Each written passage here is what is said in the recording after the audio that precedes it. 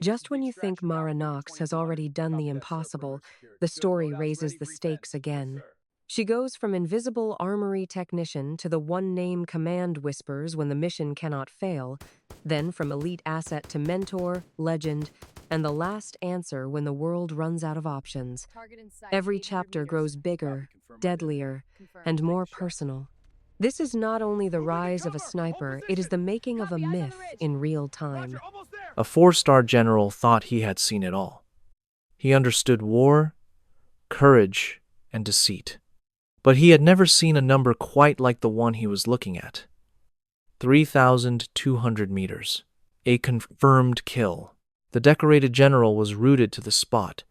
A deep hush fell over the entire armory. Every officer in the room felt the atmosphere change. This was no longer a simple inspection. It was something far more important.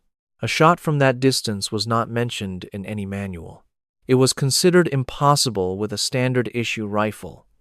But there was the proof, on the uniform of a soldier nobody had ever noticed. To understand how this incredible shot happened, you have to hear her story.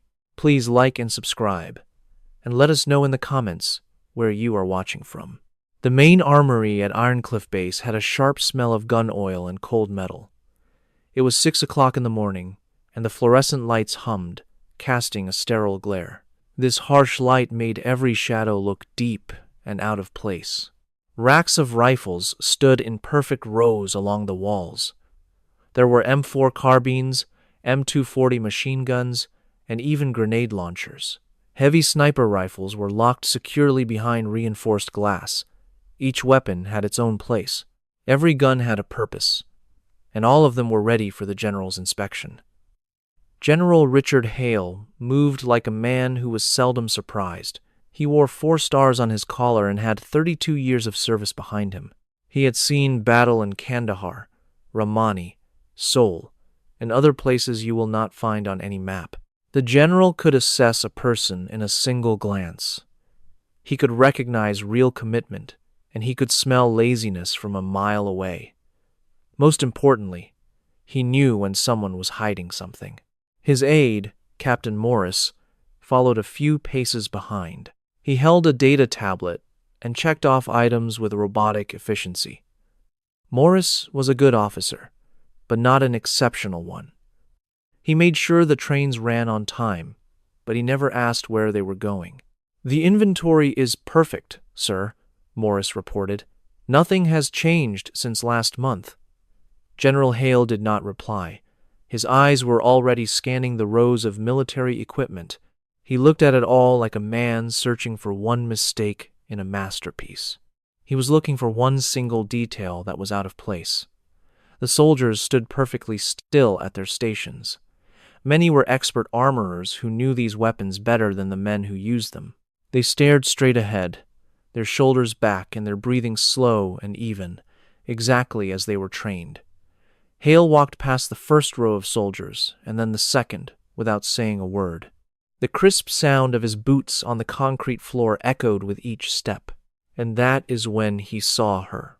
She was in a distant corner, working in the heavy weapons section.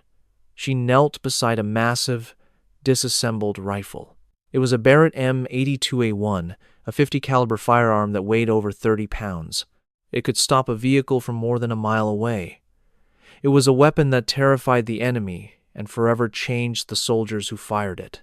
She moved with a silent, focused intensity. Her hands knew every part of the weapon, a skill earned only through thousands of hours of practice. The bolt, the barrel, and the spring assembly were all laid out on a clean mat. Each piece was in its perfect place. She made no wasted motions and never once paused. The general barely noticed her at first.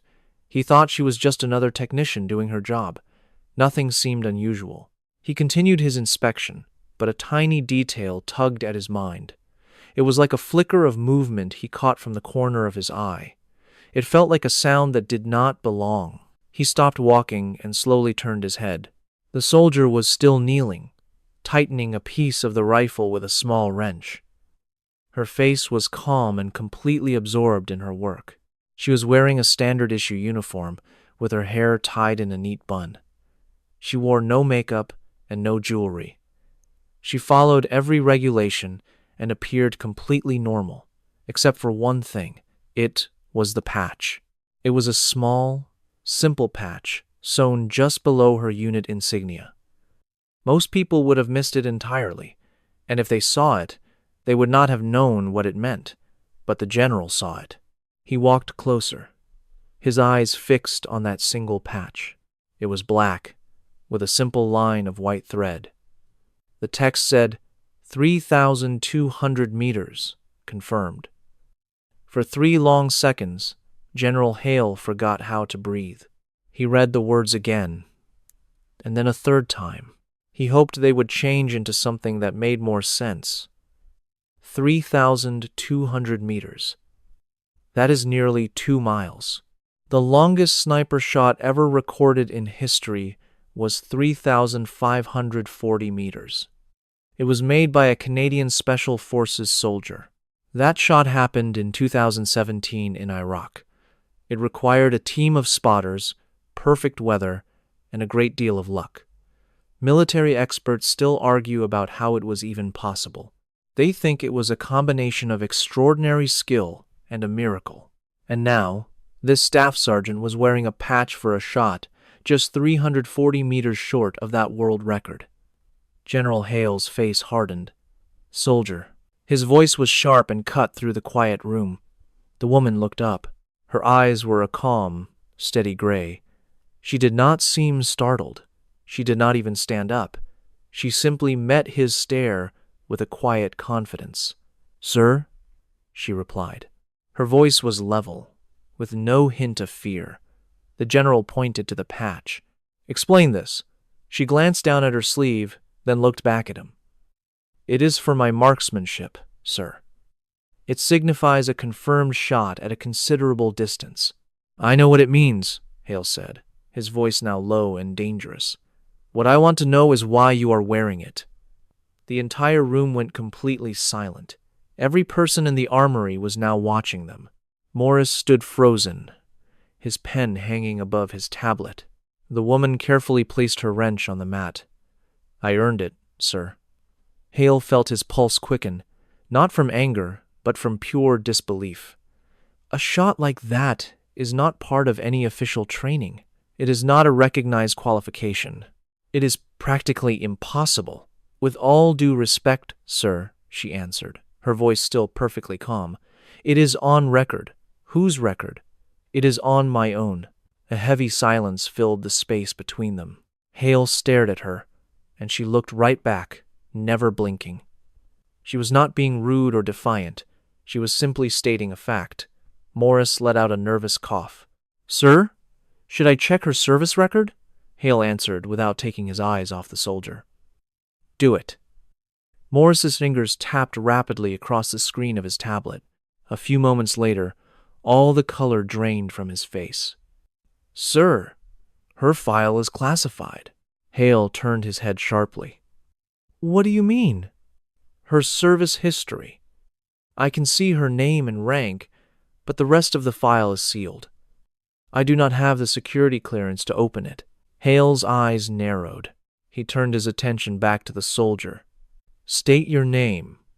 "Staff Sergeant Mara Knox, sir." "How long have you been stationed here at Ironcliff?" 8 months, sir." "And where were you before this?" A brief pause hung in the air, full of unspoken words. "I was on a special assignment, sir." "That information is classified." Hale felt the entire atmosphere in the room begin to shift. It was a strange feeling, like the calm right before a thunderstorm. He took a step closer and lowered his voice. "I have worn this uniform longer than you have been alive.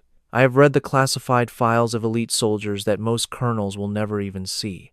And not one of them, not a single one, ever had a patch like that." Mara did not even flinch. "Then maybe you have not seen every file that matters, sir." The tension in the room was so thick you could almost feel it. Morris made a small sound that was half cough, half gasp. Another soldier shifted his weight, and the sound of his boots on the concrete was startlingly loud. General Hale held her gaze for 5 very long seconds. Then he straightened up, turned around and walked quickly out of the room. Morris, meet me in the conference room in 10 minutes. Yes, sir. As General Hale left the armory, the bright morning sun felt blinding. He stood on the steps and took a deep breath of the cold air. He tried to shake off the strange feeling that was growing inside him. Impossible. That was the only word for it. The patch could not be real. But Staff Sergeant Mara Knox did not seem like a liar. She acted like someone who was telling the simple truth, and that made it all the more disturbing. 10 minutes later, General Hale was alone in the conference room. He stared at a tablet that gave him none of the answers he wanted. Morris had gathered all the public information on Staff Sergeant Mara Knox. There was not much. Name: Knox, Mara J. Rank: E6 Staff Sergeant. Military specialty: 11. Bravo, Infantry. Special skill: B4, Sniper. Her current assignment was in armory operations at the Ironcliff base, but every other detail about her career was blacked out. Her past missions were gone. Her entire list of awards was hidden. The only things available were the simple facts. She was 29 years old. She was from a small town in Montana. She joined the Army 11 years ago. Everything else, all the important information, was locked behind a security wall that General Hale could not break. It made no sense at all. He was a 4-star general, a man with incredible authority, yet this file treated him like a complete stranger. Morris stood nervously by the door. Sir, I put in a formal request for access, but it will take some time. How long? It could be hours, or maybe even a few days. It really depends on who needs to sign off on it. Hale slid the tablet back to him. Give me your opinion on this. Morris looked at the very limited information. She joined at 18, graduated at the top of her class from basic training. She was then chosen for advanced infantry training. After that, her file just stops. A 6-month period is only marked as in training, with no location or any other information. It might have been sniper school, but not a normal one. Whatever happened, it was not the standard course they offered. Hale leaned back in his chair. And what about her scores on the shooting range? Morris pointed at the tablet. That is one of the most unusual things. What do you mean, unusual? Her rifle qualification scores are all marked as exempt. Exempt? Yes, sir. It does not say she passed or failed, just that she was not required to do it. It was as if the rules did not apply to her. Hale felt his jaw clench. Go on. After that gap in her training, she appears in a unit I have never seen before. Task Force Mongoose. The unit has no assigned base or any command structure listed in the file. The only thing available is its name. Mongoose, Hale whispered. He had heard that name a very long time ago. It came up in a briefing about secret missions in the mountains of the Hindu Kush.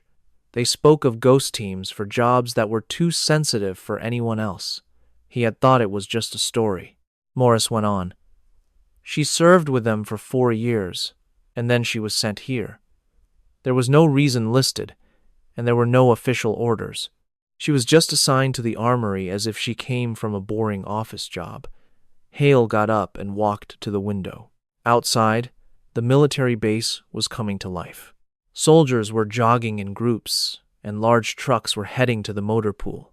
It all looked completely ordinary, but there was nothing ordinary about Mara Knox. I want to see the firing range logs, Hale ordered. He wanted to see every single record she had. Morris hurried out of the room. Hale remained at the window, watching the sun rise. He could not forget the look in Mara's eyes. It was not fear, and it was not pride. It was a deep, solid confidence. She carried herself like a person who had nothing to prove to anyone. The entire situation was a puzzle. By 4 in the morning, Hale had the documents. The logs were nearly empty. Mara Knox almost never used the training ranges. On the rare occasions she did, her targets were set at shocking distances, 800 meters, 1,000 meters, even 1,200, and every single shot was noted as a perfect bullseye. She was not just hitting the target, she was hitting the dead center with every bullet. Hale sat in his office, feeling the incredible weight of this discovery. A knock came at the door. "Come in." Morris entered, with another officer Hale had never seen. The man was older and had a very calm expression, as if he had been called out of a peaceful retirement. "Sir," Morris began, "this is Colonel Greer from JSOC. He asked to speak with you." Hale immediately stood up. "Colonel," Greer gave a short nod. "General, I heard you have been asking about one of my people." Hale's attention became laser-focused. "Your operator?" Greer clarified. "She is currently stationed here at Ironcliff, with a formal role in armory support. But her unofficial role is to remain on standby." "Standby for what, exactly?" A faint smile touched Greer's lips. "For missions that require someone to do the impossible." Hale crossed his arms over his chest. "The badge she wears, for the 3,200-meter shot, is it legitimate?" Greer's smile vanished. "It is legitimate." "How is that physically possible?" "That information is classified far above your pay grade," Greer said plainly. "But I will tell you this. Mara Knox is the most accurate long-range marksman I have ever known. She may be the best on the planet, and if you are thinking about using her for some public relations event, I would strongly advise you not to." "And why is that?" "Because she is not a showman. She performs when people's lives are at stake. If you put her on a stage, you will destroy a rare asset who is successful because no one knows she exists." The seriousness of his words struck Hale. "She is being completely wasted away in an armory." "Is she?" Greer replied, tilting his head. "Or is she exactly where she needs to be until we call on her?" The room became very quiet. Greer started for the door, then stopped. "One more thing, General. The shot that earned her that badge was not a practice run. It was a live mission. One high-value target, hostages, no planes in the air, and no one to help her. It was just her weapon, and 4 hours to plan a shot that should never have been made." Hale held his breath. One shot, one target down. 32 hostages walked away. Greer then left. Hale stared at the open doorway, a new understanding forming in his mind. The doubt was gone. It was replaced by a powerful sense of clarity. That evening, Hale went back to the armory. The building was much quieter now, as most workers had left for the day. A few soldiers were still in the armory, finishing their tasks and locking up weapons. Mara sat at her station. She was in the exact same spot, with the same rifle, working with a quiet focus. General Hale walked toward her slowly, his hands clasped behind his back. She only looked up when he was about 10 feet away. "General," he replied. "Knox." He stopped right beside her workbench. "I had a talk with Colonel Greer." She just offered a small nod, her face impossible to read. "He told me about the shot you made." She nodded once more. "Why did you not say anything?" Hale asked. "When I questioned you, you could have corrected me. You could have defended your own reputation." Mara carefully set down her cleaning tool. "With all due respect, sir, that was not necessary. The badge is authentic. The service record is authentic. Whether you chose to believe it or not does not alter the facts." Hale felt a sudden wave of respect, though it was mixed with a bit of frustration. "Most soldiers would have leaped at the opportunity to prove me wrong," he stated. "I am not like most soldiers." "No," Hale said in a low voice. "You are certainly not." He observed her for a moment. Her rifle shined under the bright overhead lights. Every single part was perfectly clean, and every piece had been inspected twice. "How does a person even make a shot like that?" he finally asked. 2 miles. Considering the wind, the bullet drop, and even the rotation of the earth, how can you possibly account for all of those things? Mara looked straight at him. For the first time, he noticed a subtle change in her eyes. It was not quite a smile, but it was a look of pure honesty. "You do not hurry," she said. "You do not make a guess. You do all of the calculations, and then you are patient. And when the perfect moment arrives, you have to trust the work you have already put in." Hale nodded his head slowly. "And what happens if you miss?" "Then someone dies who was not supposed to." The seriousness of her statement filled the space between them. Hale started to leave, but then he stopped. "Knox." "Sir? You should not allow them to keep you hidden in this armory. You were made for something more." She tilted her head just a little. "Respectfully, sir, I am exactly where I need to be." Hale watched her for one more second. Then he left. As the door swung shut, Mara returned to her rifle. She was focused, careful, and out of sight, which was exactly how she wanted it.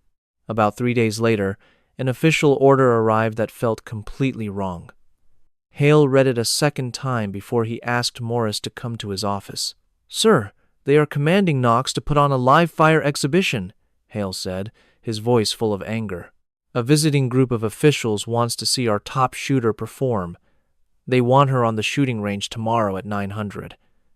Morris looked deeply concerned. "That is highly irregular. It is absurd," Hale shot back. "She is not some kind of performer in a show. Should I register a formal protest, sir?" Hale thought about it for a moment, then shook his head. "No. We are going to allow this to proceed."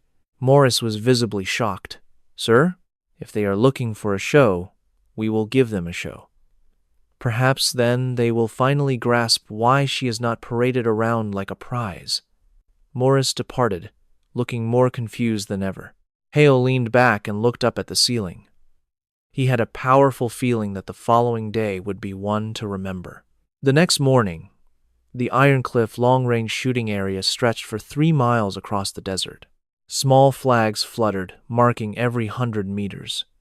Hills of dirt rolled across the landscape like ocean waves. At the very far end, almost too small to see, were steel targets shaped like people. The group of important visitors showed up at 8:45. It included congressmen, executives from weapons companies, and several reporters with cameras. They stood on the observation deck, talking loudly and drinking coffee. Hale stood by himself to one side, arms crossed, simply observing. Mara came at 8:55, holding her rifle case. She was in her regular uniform, with her hair tied back, and her face was completely blank. She ignored the crowd entirely. She calmly placed the case on the ground and started putting her rifle together. Her movements were fluid and precise, just as Hale had seen back in the armory. A congressman walked over to General Hale. He asked, "Is she the one we are here to see?" Hale nodded. "Yes," the man scoffed. "She does not look like much." The general did not respond. A master sergeant with 30 years of service stepped forward. "Sergeant Knox, you are clear to begin the demonstration. Your targets are at 800, 1,000, and 1,200 meters. The wind is light. The range is yours." Mara gave a simple nod. "I understand." She walked to the platform, settled into her position, and looked through the scope. The weapon seemed huge beside her, but she handled it as if it were a part of her own body. Hale noticed her breathing slow until it was perfectly steady. Her entire body became completely still. Several long minutes passed by. The special guests began to grow restless. One man whispered to another before glancing at his watch. Suddenly, a deafening boom echoed across the field. The rifle's recoil kicked up a small cloud of dust.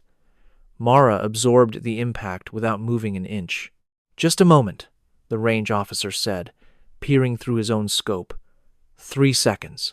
"We have a confirmed hit at 800 meters. Right in the center." The guests gave a brief, polite round of applause. A representative from a weapons company nodded his head, looking impressed. Hale's face showed no emotion. Mara worked the bolt, loaded a new cartridge, and aimed again. Another minute went by in total silence. Boom! Impact. 1,000 meters. The shot was perfect, landing directly in the middle of the target. This time, the clapping was louder, and you could hear people murmuring in amazement. Mara paid no attention to any of it. She was already adjusting her scope, making new calculations in her mind, and syncing her breath with the wind. She took her time with this final shot. 5 minutes went by. The important guests began to shift in their seats. A reporter muttered something to his cameraman. General Hale's jaw was tight. He thought to himself, all you have to do is wait. Boom. The sound was different this time, deeper, and it seemed to fill the entire valley. Everyone leaned forward, trying to see the result. The range officer raised his binoculars and frowned. He adjusted the focus carefully. When he spoke, his voice was flat with total disbelief. We have impact, 1,200 meters. It is dead center, within 2 inches of the kill zone. The whole group fell silent. Then, a single person began to clap. Soon, others joined in, hesitant at first, and then, with genuine excitement, Mara stood up, removed the empty shell, and began to take her rifle apart. One of the congressmen went up to General Hale. That was astonishing, General. Really. But I was hoping to see something closer to her record, the 3,200-meter shot. Hale looked at him with cold eyes. You just did. The man was confused. I am sorry. What do you mean?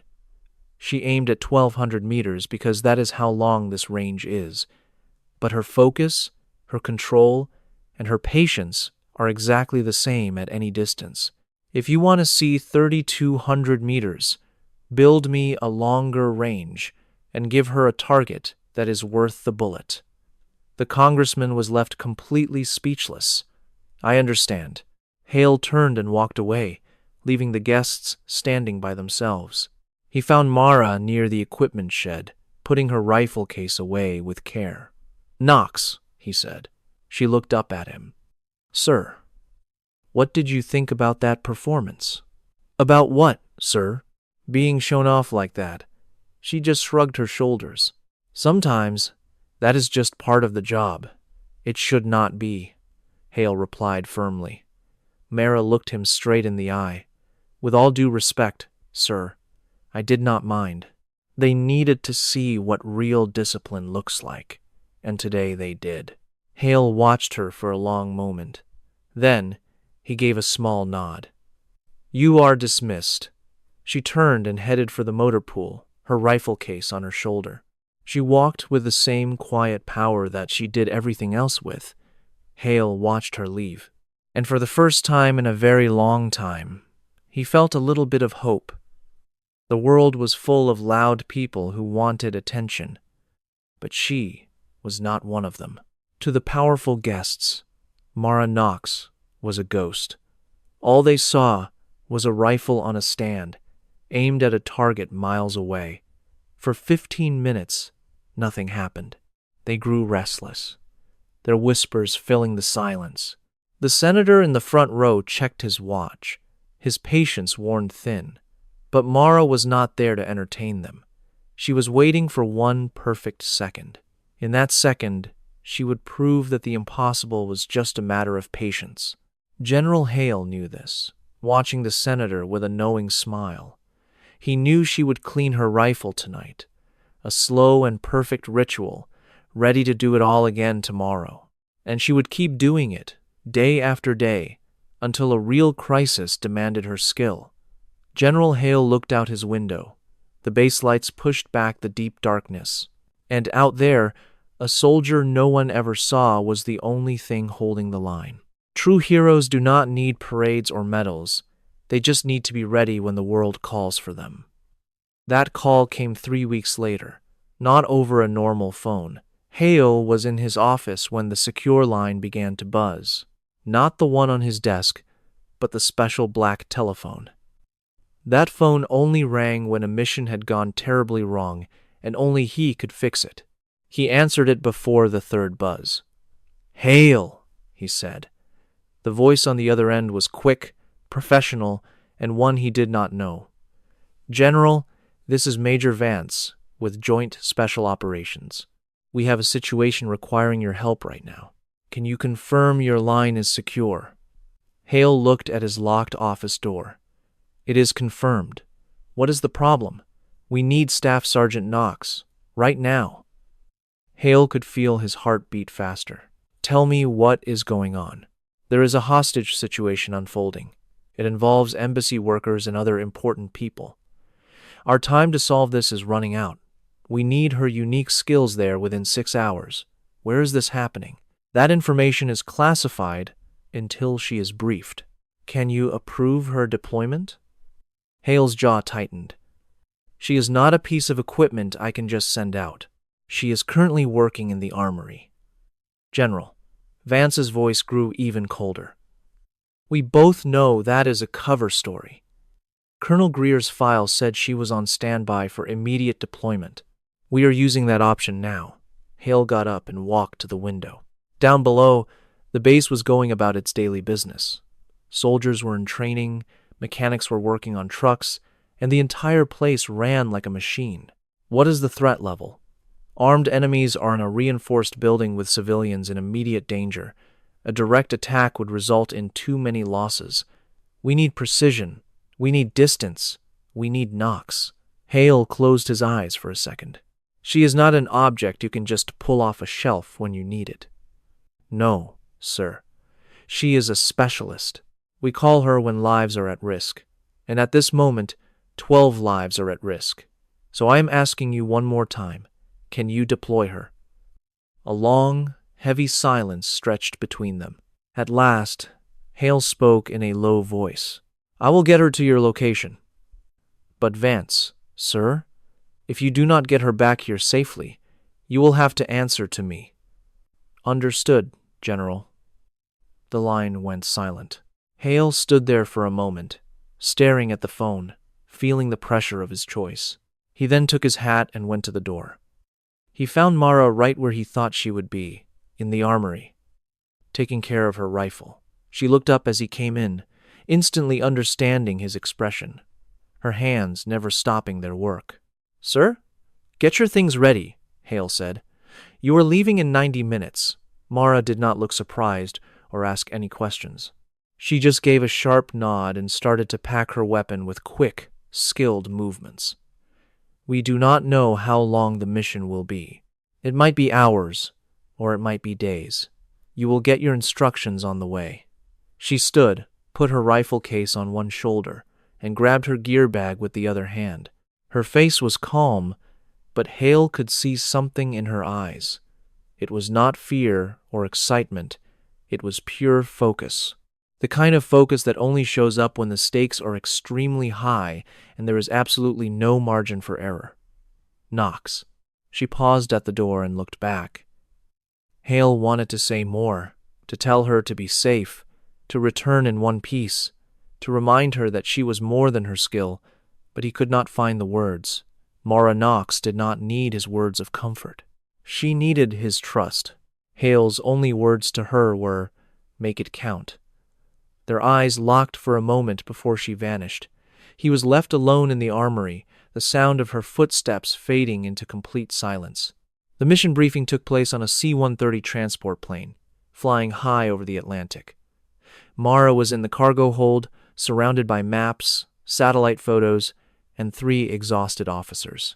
Major Vance, a fit man in his 40s with sharp eyes, was in charge. He was joined by Captain Reyes, a logistics expert with a data-filled tablet, and Lieutenant Samuels. The young lieutenant looked at Mara as if she were a legend come to life. Vance cut right to the chase. 12 hours ago, the American embassy in Karzan was taken by a militant group that calls itself the Red Crescent Brigade. 16 innocent people were now hostages, including the United States ambassador. Vance explained that 2 Central Intelligence Agency agents and 11 local employees were also captives. He brought up a diagram of the embassy on a monitor. The building was on a hill, protected by high walls and sniper posts. Only one winding road led to the entrance. Vance stressed that the militants were well prepared. They had blocked the gate, placed mines on the road, and posted their own snipers.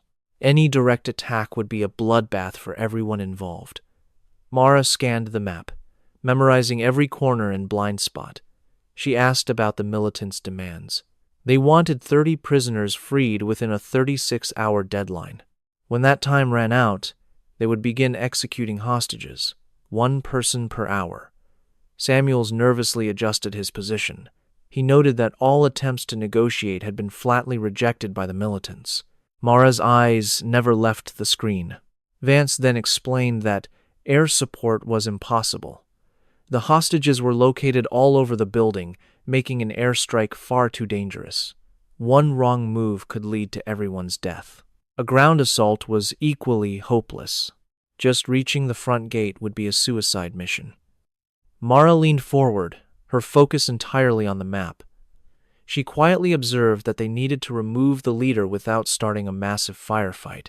"Exactly," Vance replied, looking directly at her. "We've identified their commander as Tariq al-Hazam, a brilliant and ruthless former soldier. He is coordinating the entire siege from a conference room on the 3rd floor of the embassy. If we can take him out, their whole command structure will fall apart. His men will panic, giving our reaction team the opening it needs." Reyes displayed a floor plan of the embassy. The target's room was in the northeast corner, with windows facing the valley. Mara's eyes instantly measured the distance from the hills to the embassy windows. It was an incredible distance. Vance's expression turned serious. "The shot is from approximately 2,800 meters. The only noise in the aircraft was the steady hum of the engines." Samuels finally broke the quiet. "That is nearly 2 miles. Mara's face showed no emotion. She was already processing the wind, elevation, and air temperature. "What is the weather report?" she asked. Reyes checked his tablet. He reported that the winds were gusting to 15 knots and were completely unpredictable. The temperature was expected to fall after dark, and humidity was rising. "When do you want me to take the shot?" Vance told her the timing was her decision, but he reminded her that time was their enemy. Every minute of delay increased the danger for the hostages. Mara leaned back, her gaze still fixed on the map. In her mind, she was already visualizing the bullet's path, accounting for the weather and the target. A shot from 2,800 meters in shifting winds was something most snipers would declare impossible. She looked at Vance. "I will need a spotter who knows this terrain. Samuels will be your eyes on the ground. He has been assigned to this area for the past 6 months. Mara glanced at the lieutenant. He seemed young, but his gaze was firm, and he met her eyes directly. She saw that as a good sign. "What are the rules of engagement for this operation?" she inquired. "You must have a positive identification of Al-Hazam and confirm he is by himself. You will only get one opportunity for a clean shot. There is absolutely no margin for error." Mara gave a slow, deliberate nod. "And what is the outcome if I miss?" Vance's face was like granite. "Then 16 innocent people will die, and we will be recovering their bodies instead of bringing them home." The seriousness of his words filled the small space. Mara stood and put her rifle case on her shoulder. "When do we land?" "You will touch down in 4 hours. You have until sunrise to get into position. The morning light will give you the best visibility." She started walking to the back of the plane, but then she paused. "Major," he turned to her. "Yes? If this goes sideways, I need you to ensure that everyone knows we tried everything possible." The tough lines of Vance's face seemed to soften slightly. "It is not going to fail, Sergeant. That is why you are here." Mara said nothing more. She went to the rear of the plane, sat down, and shut her eyes. Samuels watched her for a second before asking Reyes quietly, "Is she always this composed?" Reyes answered without glancing up from his screen. "She is not composed, Lieutenant. She is focused. In her head, that shot has already been taken. She is just letting the rest of the world catch up." They landed just after midnight at a small, remote operating base. The dry air smelled strongly of dust and aviation fuel. The base had a minimal crew of only 20 people who handled supplies and intelligence. No one came near her or even looked her in the eye. They understood her mission and knew she required her solitude. Samuels was waiting by a Humvee with a large radio pack. He seemed nervous but determined. As they drove off, he informed her that a hidden observation post was already set up for them. It was on a ridge with a clear line of sight to the embassy and offered excellent concealment. Mara simply nodded, checking her rifle a third time. Every piece was perfect. The barrel was clean, the scope was calibrated, and the .50 caliber bullets had all been chosen by hand. The drive lasted 40 minutes on roads that snaked through deserted villages. Their headlights cut through the night, lighting up crumbling buildings and empty, dark windows. This area was in a constant state of war. The government controlled the main roads, but the hills belonged to any group with enough power to claim them. They arrived at their drop-off point shortly before 2 o'clock in the morning. Mara and Samuels got out of the truck and began climbing the rocky slope toward the ridge. The night air was cold and eerily quiet, making the sound of their every breath and step seem incredibly loud.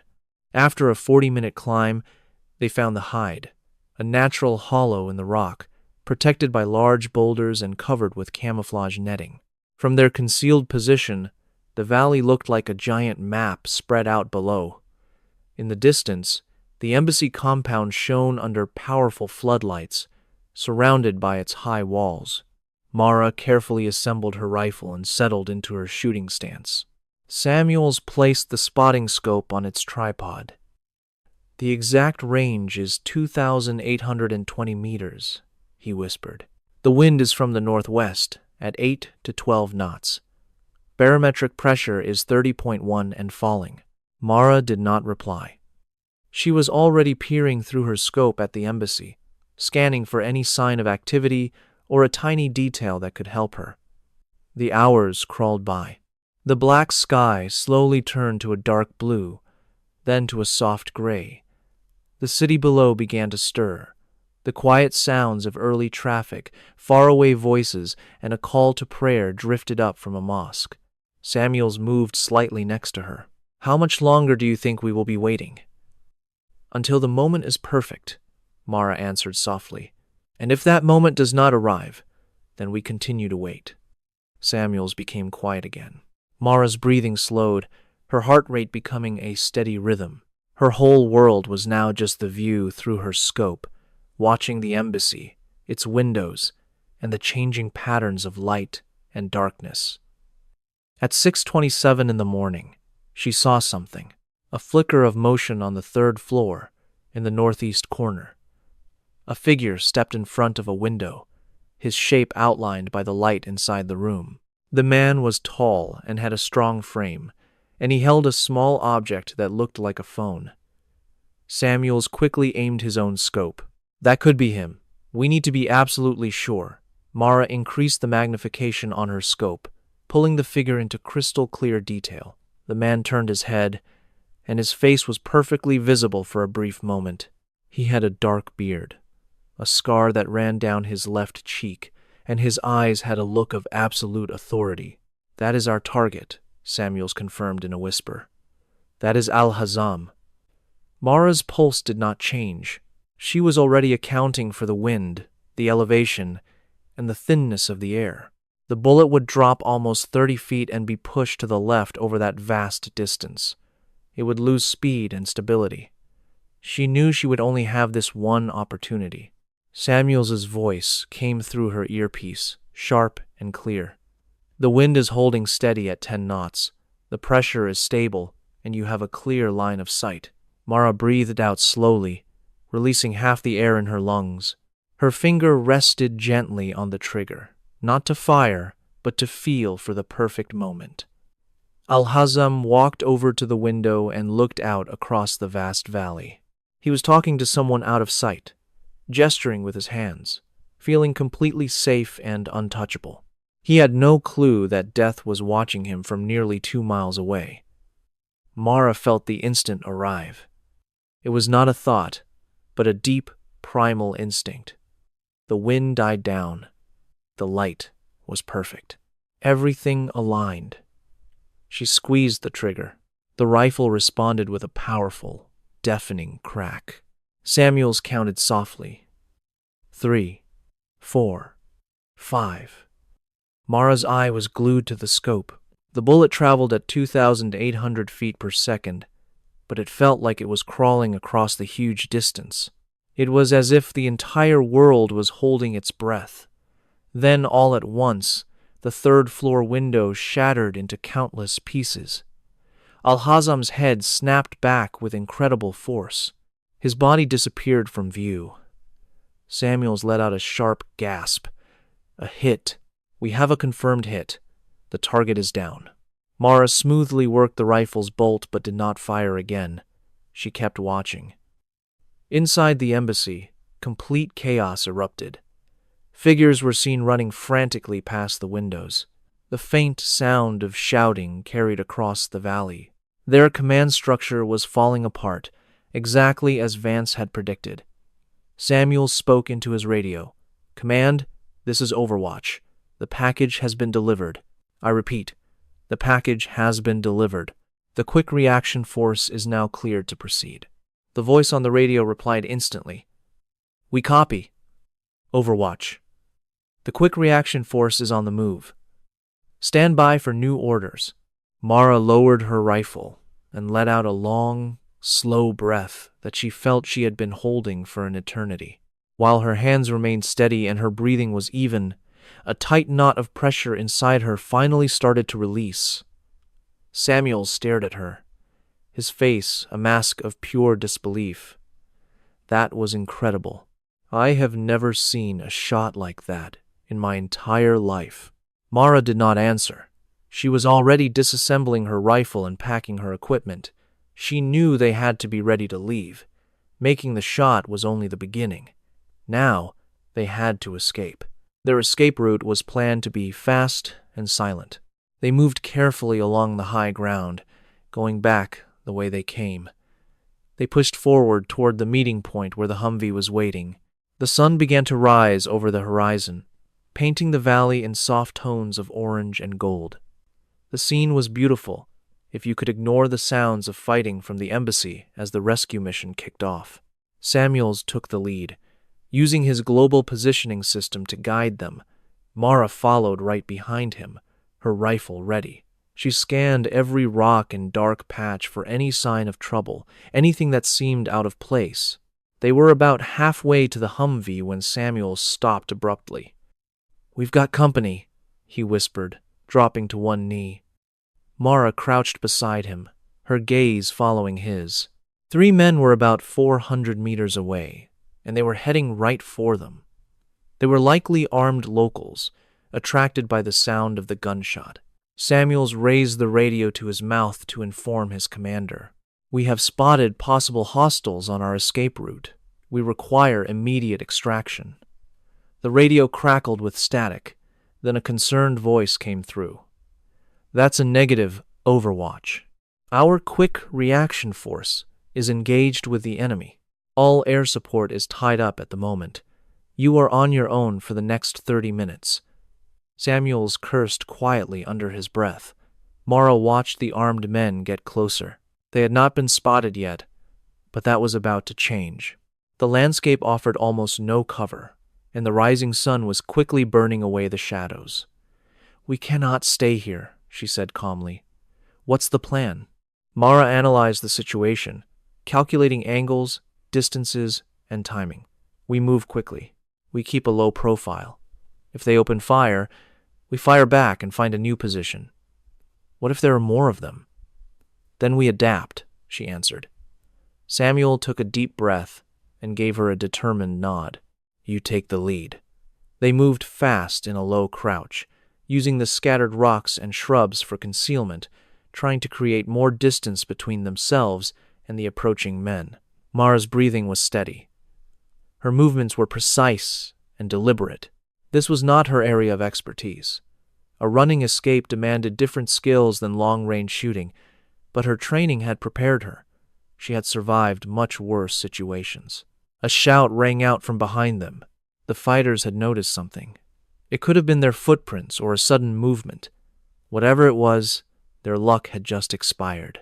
Mara and Samuel saw a shallow, dry riverbed that cut through the terrain. They leaped down into it, using its steep banks for protection as they rushed toward their pickup location. All of a sudden, bullets tore through the air around them. The rounds zipped past their heads, sending up small explosions of dirt and rock. Samuels flinched but kept running. Mara did not hesitate for a second. She was already counting the shots. They were coming from automatic rifles, fired by 3 people. It was suppressive fire, meant to pin them down, not necessarily to hit them. "Keep moving," Mara yelled. They sprinted forward. The riverbed curved just ahead, giving them a brief moment of cover. Mara risked a look back over her shoulder. The fighters were closer now, maybe 200 meters away, and they were advancing with confidence. This was their mistake. Mara dropped to one knee, raised her rifle, and aimed in one fluid motion. Samuels, noticing she had stopped, looked back. "What are you doing?" "Get to the vehicle," Mara commanded, her voice perfectly steady. "Radio for an emergency extraction. I will create an opening for you. I am not leaving you." "That is an order, Lieutenant," she said, her voice full of authority. Their eyes locked for a brief moment. Samuels saw something in her expression. It was not fear or panic, but the calm assurance of someone who had already accepted the circumstances. He hesitated for just a split second, then he turned and ran. Mara refocused on the enemy fighters. 3 of them were now running to close the gap. She planted her feet for a stable position, slowed her breathing, and centered her mind on a single task. This was not a shot from 2 miles away.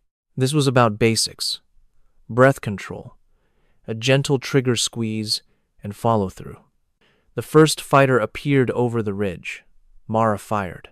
The huge .50 caliber round struck him directly in the chest.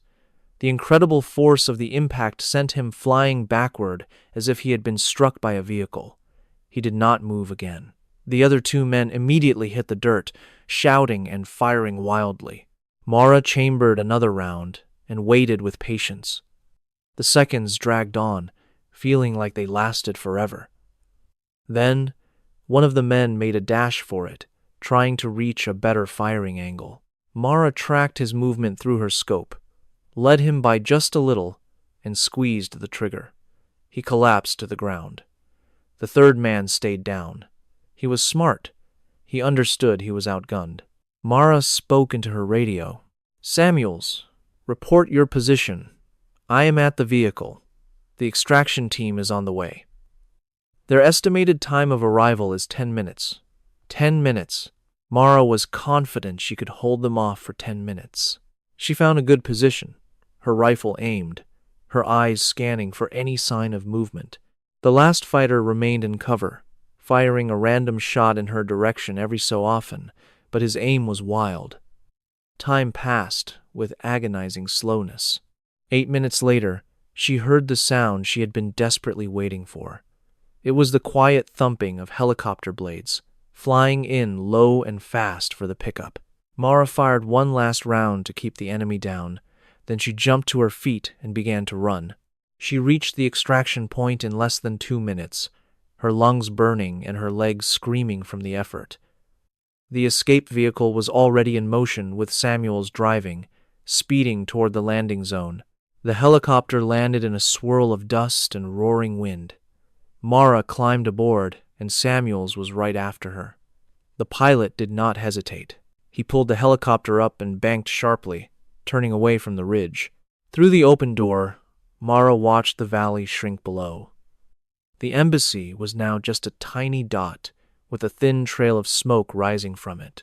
Samuels pressed against the helicopter's inner wall, struggling to breathe. He whispered, "That was way too close." Mara gave no reply. She was already tending to her rifle, going through a mental checklist she used after every job. She checked her weapon, counted her remaining ammunition, and made sure all her gear was secure. Everything was exactly where it should be. The pilot's voice crackled in their headsets. "This is Griffin 1. The hostages are safe. We have all 16 of them." The mission was a success. That was some amazing shooting. Mara closed her eyes. 16 people saved by one bullet. The numbers were easy, but the burden of that choice felt heavy. Samuels looked at her with total awe. "How can you do that? How are you so calm?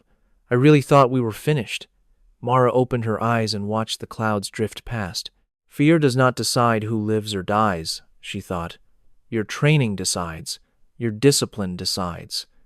A bullet doesn't care if your hands are shaking." Samuels gave a slow nod, letting her words sink in. The helicopter flew on, leaving the dangerous valley behind them. Inside the roaring aircraft, Mara was completely still. She was already pushing the mission, the danger, and the shot out of her mind.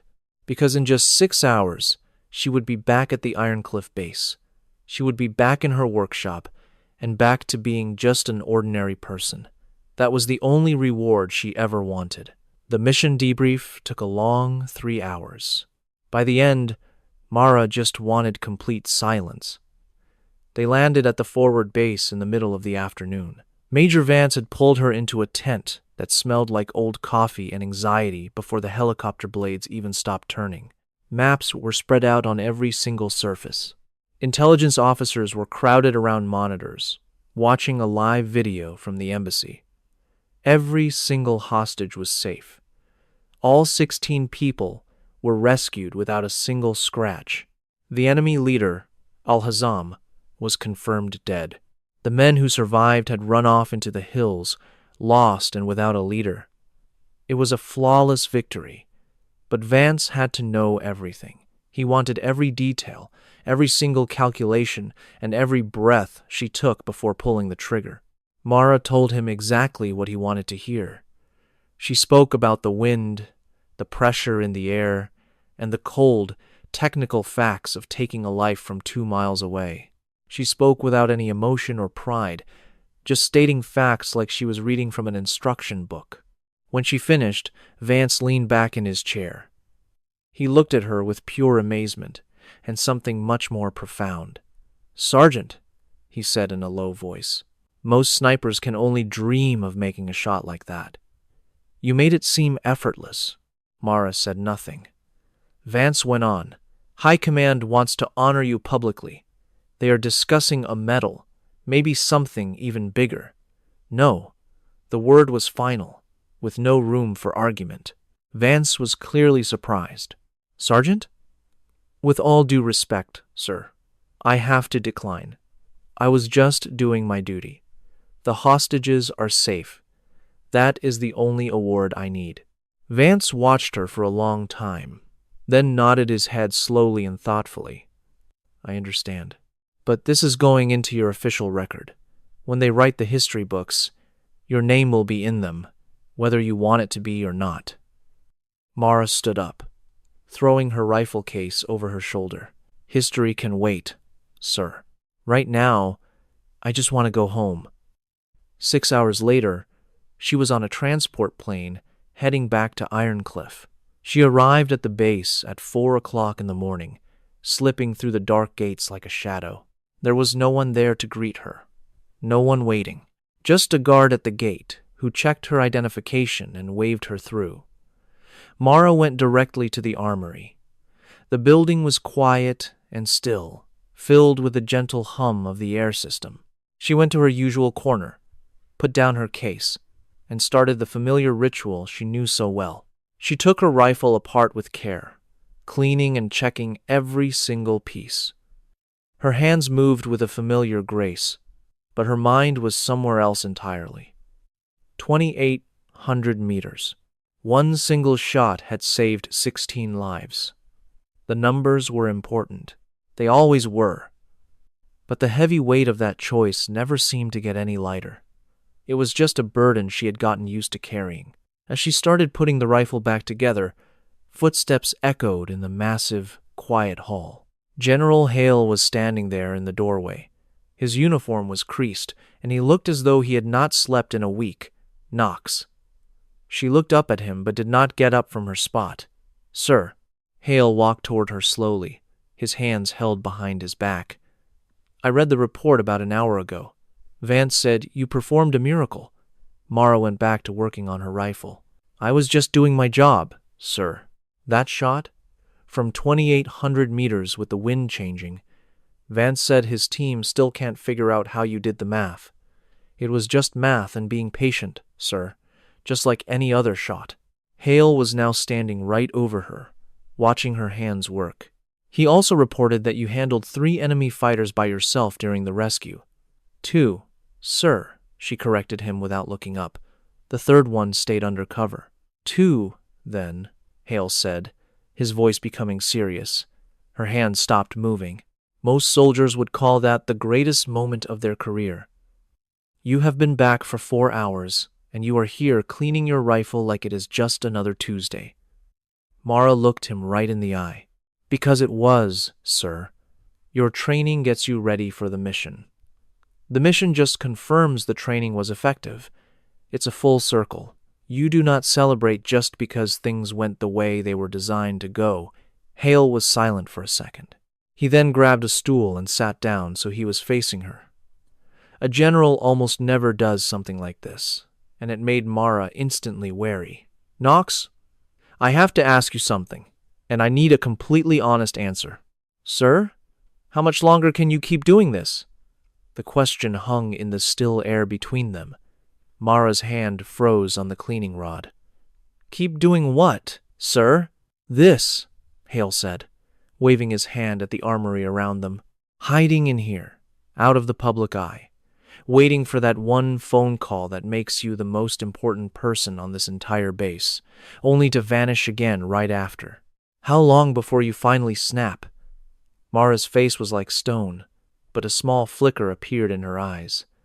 With all due respect, sir, I am not going to snap. This is my duty. Everyone has a limit, Sergeant.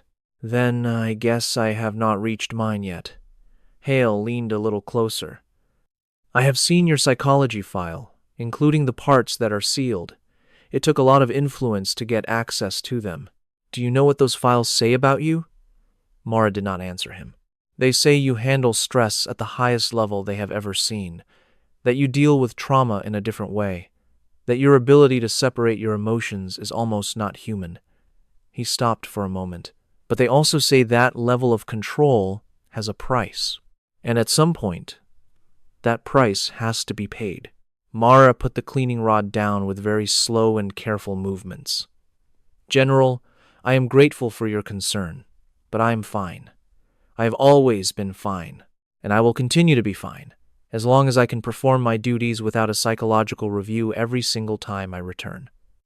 Hale observed her for a long moment. He then got to his feet with a slow nod. All right, Sergeant. But if that changes, if you ever need to talk, or need some help, or just need someone to hear you out, my door is always open. Understood, sir. Hale started to walk away, but paused at the door. One last thing. High Command is thinking about a new job for you. They think your special talents are not being used to their full potential here in the armory. Mara's jaw tightened so slightly it was almost invisible. Where? A teaching position. At the Advanced Sniper School. They want you to train the next generation. For the first time all day, real anger flared up inside of Mara. I am not a teacher, sir. I know, Hale answered. That is why I already told them no for you. Mara looked up, truly surprised. Hale's face was impossible to read. You belong right here, Knox. Not because you are trying to hide, but because when that call comes, you need to be ready. And you can't be ready if you are in a classroom, explaining wind charts to cadets who will never have to make a shot that actually matters. He was gone before she could even think of a reply. Mara sat by herself in the silent armory, her rifle only half built in her lap. The importance of his words washed over her. She went back to her work, her hands moving with their usual steady and exact motion. Her routine was her shield, and it had never failed her. 3 days later, a different kind of buzz moved through the base. A group from Congress was coming. It was made up of senators, defense assistants, and high-level officials from Washington, D.C. They were coming to watch a large demonstration of military power, with aircraft, soldiers, and expert marksmen. It was a big show meant to help get money for the next budget. And they had one very specific request. They wanted to meet the sniper who made the impossible shot. Captain Morris brought her the news. He found her in the armory and looked both anxious and sorry. "Sergeant Knox, I regret to inform you that you have been personally ordered to participate in the live-fire event." Mara kept adjusting a rifle scope and did not bother to look up at him. "Who made the request?" "Senator Carver. He is the head of the Armed Services Committee. It seems he read the secret report, and now he wants to meet America's deadliest sniper in person." Morris looked extremely uncomfortable. "Those were his words, not mine." "Tell him I am not available," Mara said, her voice completely flat. Morris nervously shifted his weight from one foot to the other. "I can't do that, Sergeant. This order came from the Secretary of Defense. It is a direct command, not a request." Mara gently set down her scope, her actions calm and deliberate. She looked straight at her captain. "I am a soldier, Captain, not some kind of sideshow attraction. I do not perform for an audience." He sighed a long, tired sigh. "I know that, Mara, but this is about something much more important than you or me. This is about getting the money for our new equipment." His expression was desperate. "If you do this, you could help secure gear that will save many lives." Mara's face became hard as rock. "Or it could turn my life's work into a circus and make everything I believe in meaningless." Mara's had no reply to that. She stood up and grabbed her rifle case. "Tomorrow, 1400 hours." At the long-distance range, Mara walked right past him, leaving him alone in the armory, feeling as if he had just betrayed his very best soldier. That night, Mara did not get any sleep. She was wide awake in her bunk, looking up into the dark. She heard the usual nighttime sounds of the military base. There were faint voices, the deep hum of engines, and the sound of the fence rattling in the breeze. Her thoughts were a chaotic battle, replaying all the ways things could go wrong. She pictured the upcoming demonstration, the judging stares, and the questions about missions she could never discuss. She hated being treated like a spectacle, like her skill was some kind of magic trick she could do on request. It was an art she had taken 11 years to master. But she understood the game. Politics were just as much a part of the army as any weapon, and sometimes a soldier had to play the part of a hero, whether she wanted to or not. At 500 hours, she finally stopped trying to sleep and headed to the shooting range. In the early morning light, the entire area was quiet and deserted. Mara began the one routine that always calmed her thoughts. She assembled her rifle, checked her bullets, and verified the target ranges. She placed targets at 1,000, 1,500, and 2,000 meters. Then, she got into her shooting position and began to fire. Every shot felt like a prayer. Breathe in, breathe out, pull the trigger, and stay still. The strong kick of the rifle against her shoulder was a familiar and welcome feeling. She kept shooting until the sun was high, her shoulder ached, and the steady work had washed away all her worries. When she was done, each target had a cluster of holes so close together they seemed like one rip in the paper. She was prepared. She did not want to be there. The demonstration started promptly at 2 in the afternoon. The viewing area was crowded with important figures. Senators stood around in their costly suits, and generals wore uniforms covered in medals. Defense company executives watched with intense, assessing looks.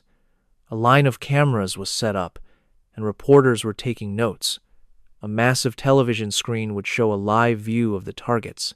Mara walked out in her combat gear, carrying her rifle case with a neutral look. She ignored the gawking and the quiet murmurs.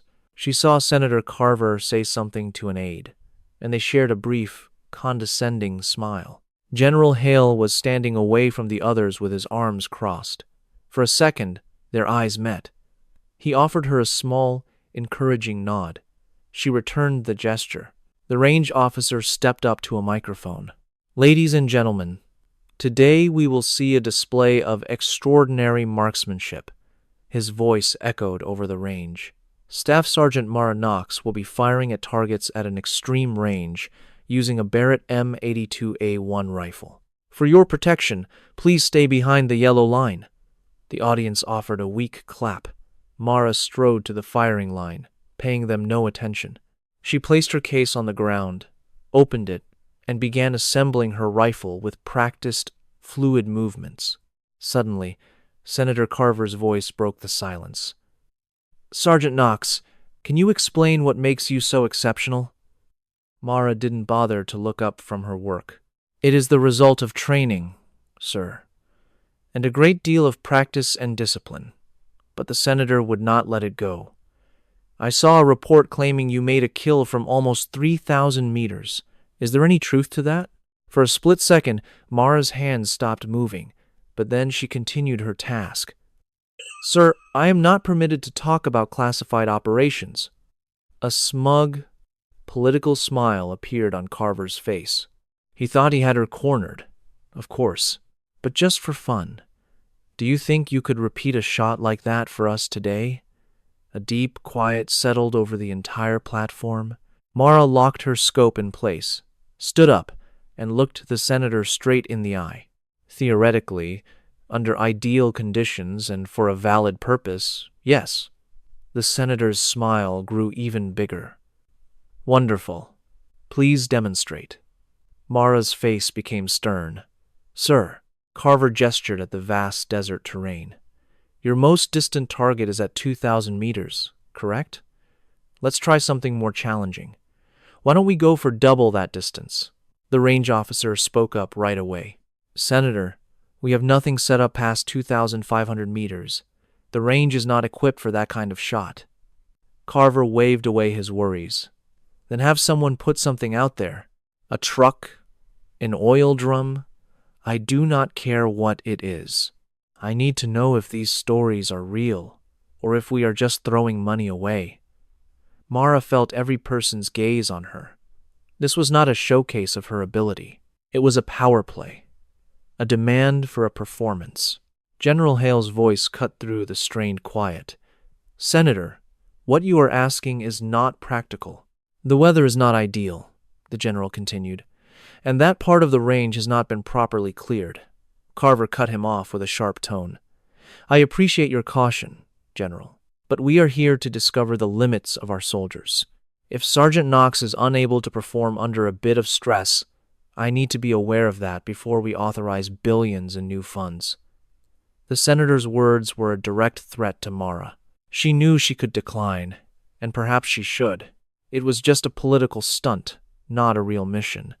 But saying no would raise questions about her skills and could lead to budget reductions that would affect her teammates. Mara looked over at General Hale.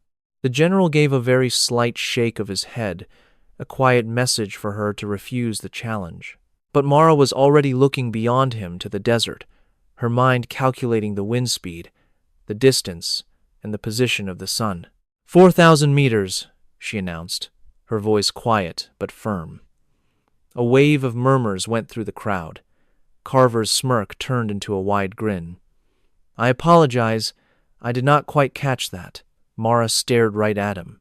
"If you truly want to witness my skills, Senator, set a target at 4,000 meters, and I will make the shot." The range officer looked like he was about to faint. "Sergeant, that is almost 2.5 miles. A shot like that has never been tried in a practice setting." Mara's voice was calm and resolute. "I am aware of the challenges, Sergeant Major. Set up the target. I will handle the rest." Carver's expression changed from amused to completely captivated. "Are you being serious at this moment?" "Sir, I am always serious when it comes to my job." A tense quiet hung in the air before Carver nodded to his aide. "Make it happen." The preparation took a full 90 minutes. A truck drove an old Humvee to the 4,000-meter line and placed it sideways. A 2-foot-wide orange square was then spray-painted on the vehicle's door.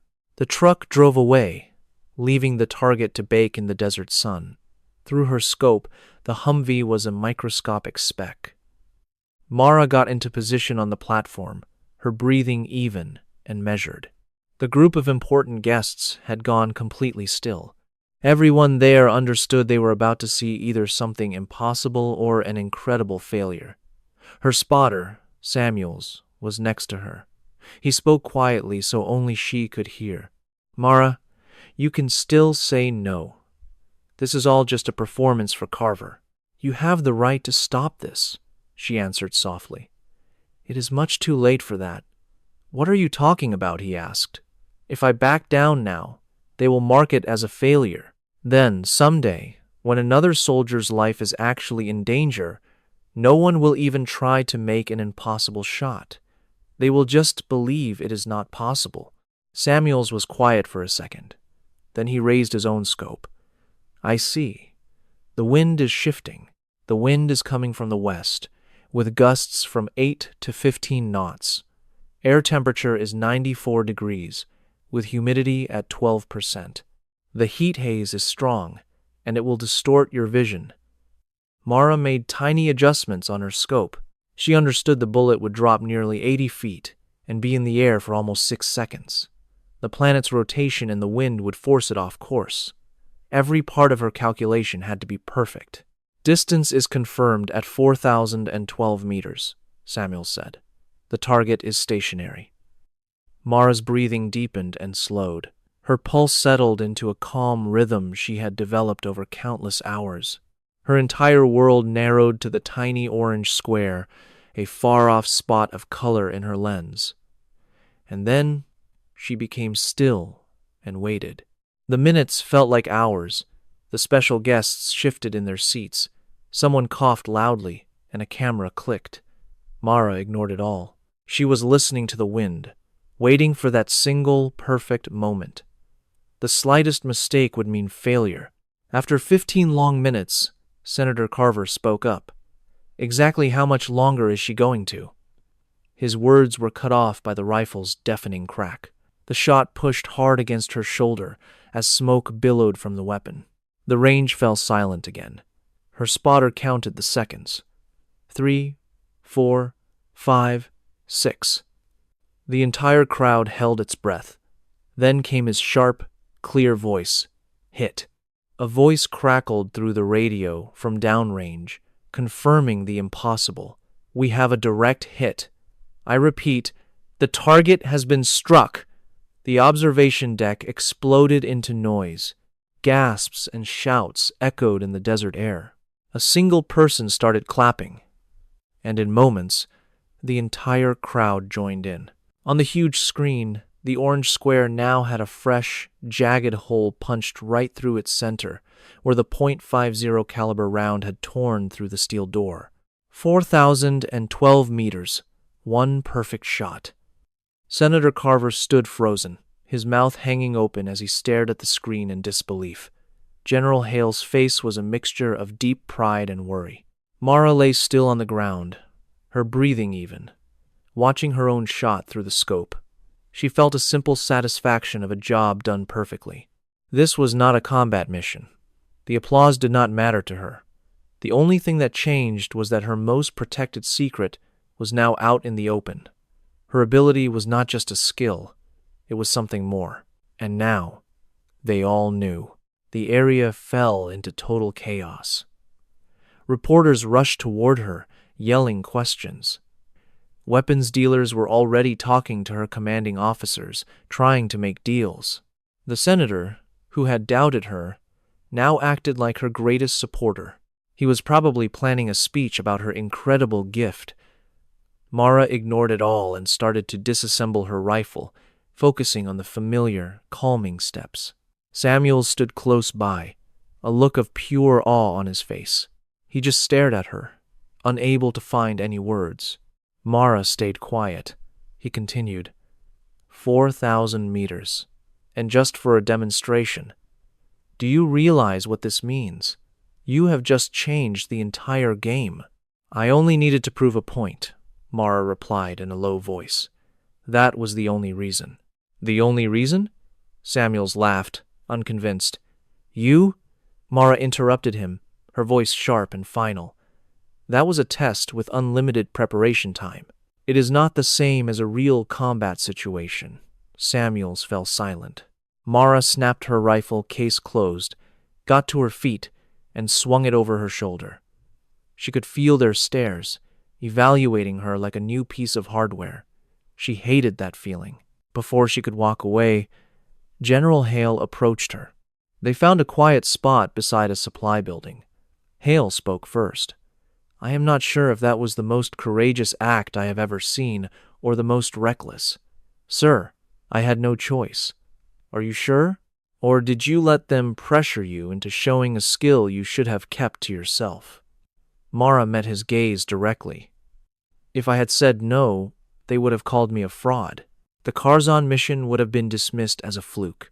Then, when a miracle is truly needed, nobody would believe it was possible. So instead, you put a target on your own back. I made my ability something they cannot deny. Hale was quiet for a moment. Then he sighed slowly.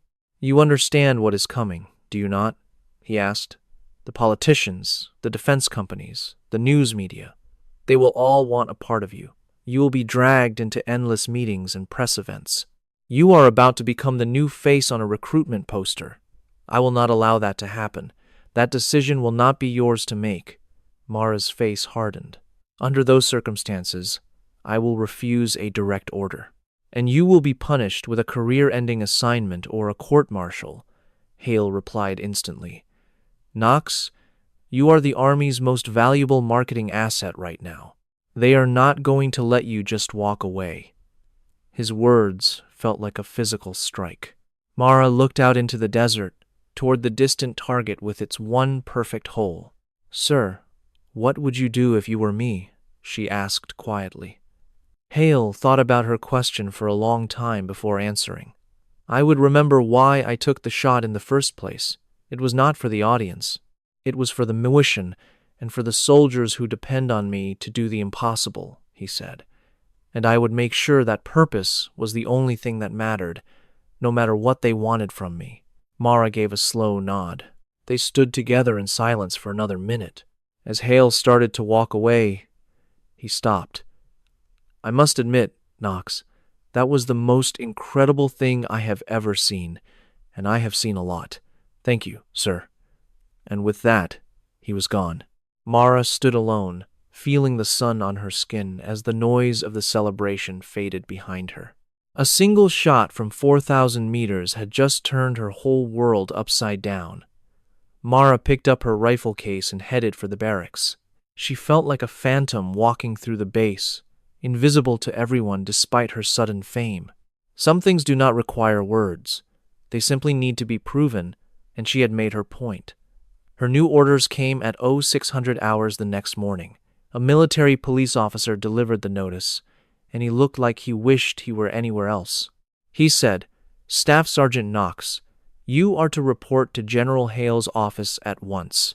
Mara had been awake for 2 hours, having gone for a run in the dark to fight the feeling that her life was spinning out of control. She had already showered and was on her second cup of coffee when the knock came. She walked into General Hale's office 7 minutes later. The general sat at his desk, but he was not by himself. Colonel Greer, the officer who had supported her weeks before, was also there. Beside the colonel sat a woman Mara did not know. She appeared to be in her mid-50s and was dressed in civilian clothes. Her intense eyes seemed to notice every little thing. General Hale pointed to a vacant chair. Please, have a seat. Mara sat, her back perfectly straight. She looked from one person to the next, sensing the tension in the room. Sergeant Knox, the general said. This is Dr. Ellen Reyes. She is a consultant for the Department of Defense. She assists us in figuring out how to best utilize our most valuable assets. Dr. Reyes gave a faint smile that held no warmth. To put it plainly, I find the proper placement for individuals with highly unique talents. Mara felt her jaw clench. Ma'am. Dr. Reyes took out a tablet and began swiping through different screens. Your performance yesterday has attracted a lot of interest. The video is now classified, but the senators who were there saw everything they needed to. They are calling you a strategic asset. They think your talent could determine the winner of any war. I am a soldier, ma'am, not a piece of military hardware. You are both, Dr. Reyes said, her voice flat. And at this moment, very powerful individuals are debating how you should be deployed. Mara turned to General Hale. Sir, may I speak honestly? Go ahead. I have no desire to be deployed. I want to continue doing the job I was trained for. Colonel Greer leaned forward. Knox, your job is about to change. Like it or not, that shot has placed you into a very small and very exclusive category, and individuals in that category get reassigned in new ways. Then I would like to be taken out of that category, sir. That is not possible, Dr. Reyes said sharply. Too many people witnessed it. There is too much footage. Your secret is no longer a secret, Sergeant. A cold feeling of dread started to creep into Mara's chest. So, what is my new assignment? General Hale looked at the colonel. Then he gave his answer. High Command is assigning you to special operations on a full-time basis. You will be removed from your current unit and placed in a new, specialized team. You will train with our best Tier 1 operators and be sent on the most critical missions. Your work will be completely secret, but your ability will be available when we need it most. And if I say no, a tense silence filled the office. Dr. Reyes placed her tablet down on the desk. In that situation, you will be reassigned to a training detail. You will spend the next 5 years of your enlistment teaching marksmanship to new soldiers. Your special skills will atrophy. Your usefulness will vanish. And the next time a shot like that is needed, someone else will try, and they will miss because you chose not to be there. Each word felt like a physical blow. Mara kept her breathing steady, but her hands tightened into fists on her lap. So, I do not have a real choice. There is always a choice, General Hale said softly, but all choices have consequences. You can choose to be the soldier you were always meant to be, or you can spend your remaining service pretending you are someone else. Mara looked down at her hands. They were perfectly still. These were the hands that had guided a round over 2 miles to its mark. They were the hands that had rescued 16 people in Carzone. They were the hands she used to maintain her rifle every night. How long do I have to make a decision? She asked. 72 hours, Dr. Reyes replied. After that, the orders will be cut, one way or the other. Mara stood. Then I will give you my answer in 72 hours, ma'am. She delivered a crisp salute and walked out of the office before another word could be said. She did not return to her regular duties. Instead, Mara started walking along the base perimeter fence, her thoughts racing as she considered her 2 options. As the sun rose higher, the air became heavy with heat, making the whole base feel strange and distorted. To agree to their plan meant she would become a weapon. She would be a tool, brought out only when necessary and then stored away. It was a life that offered no freedom, no peace, and nothing normal. But to say no meant becoming useless. It meant she would have to watch from the sidelines while her skills could have been saving people. It meant putting her own comfort before her duty to protect others. Neither option felt right. She was still walking when she heard the sound of someone running up behind her.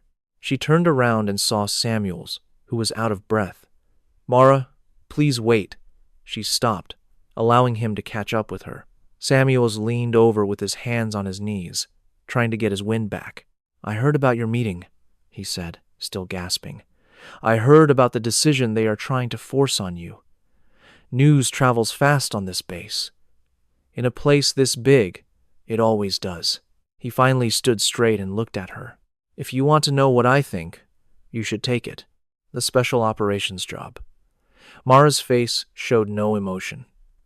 And why do you think I should do that? Because I have seen your skills, and I know what happens when talented people walk away from their purpose. He paused for a moment. My father was a helicopter pilot in Iraq. He was the best there was, but he grew tired of the stress and the risk, so he asked for a transfer to a training role. For the next 8 years, his work was teaching kids how to fly, and he hated every single day. At night, he would talk about the missions he should have been on. He would go on and on about the soldiers he might have saved if he had just stayed in the action. Samuels's voice grew quiet. He passed away 3 years ago from a heart attack, but I truly believe a part of him was already gone, eaten away by the regret of not doing what he was meant to do. Mara was quiet for a very long time. Finally, she asked, "What if the thing I am meant to do leads to my death?" "Then you would die with a purpose," he answered, "instead of slowly disappearing in a classroom, telling stories about the life you were supposed to live." The weight of his words hung in the air between them. Samuels shifted his feet. "Look, I am not the one who can make this choice for you, but I know that when you took that shot yesterday, it was more than just skill. It seemed like I was watching you discover your true calling. To see you turn your back on that now would be like watching someone extinguish a fire that the world needs to stay warm." Mara stared at him for a long moment before she gave a single, slow nod. "Thank you, Lieutenant." "For what?" he asked, looking puzzled. "For being honest with me." She turned and walked away without saying another word. Samuels was left standing alone in the sun, watching her go until he could not see her anymore. That night, Mara sat by herself in her room.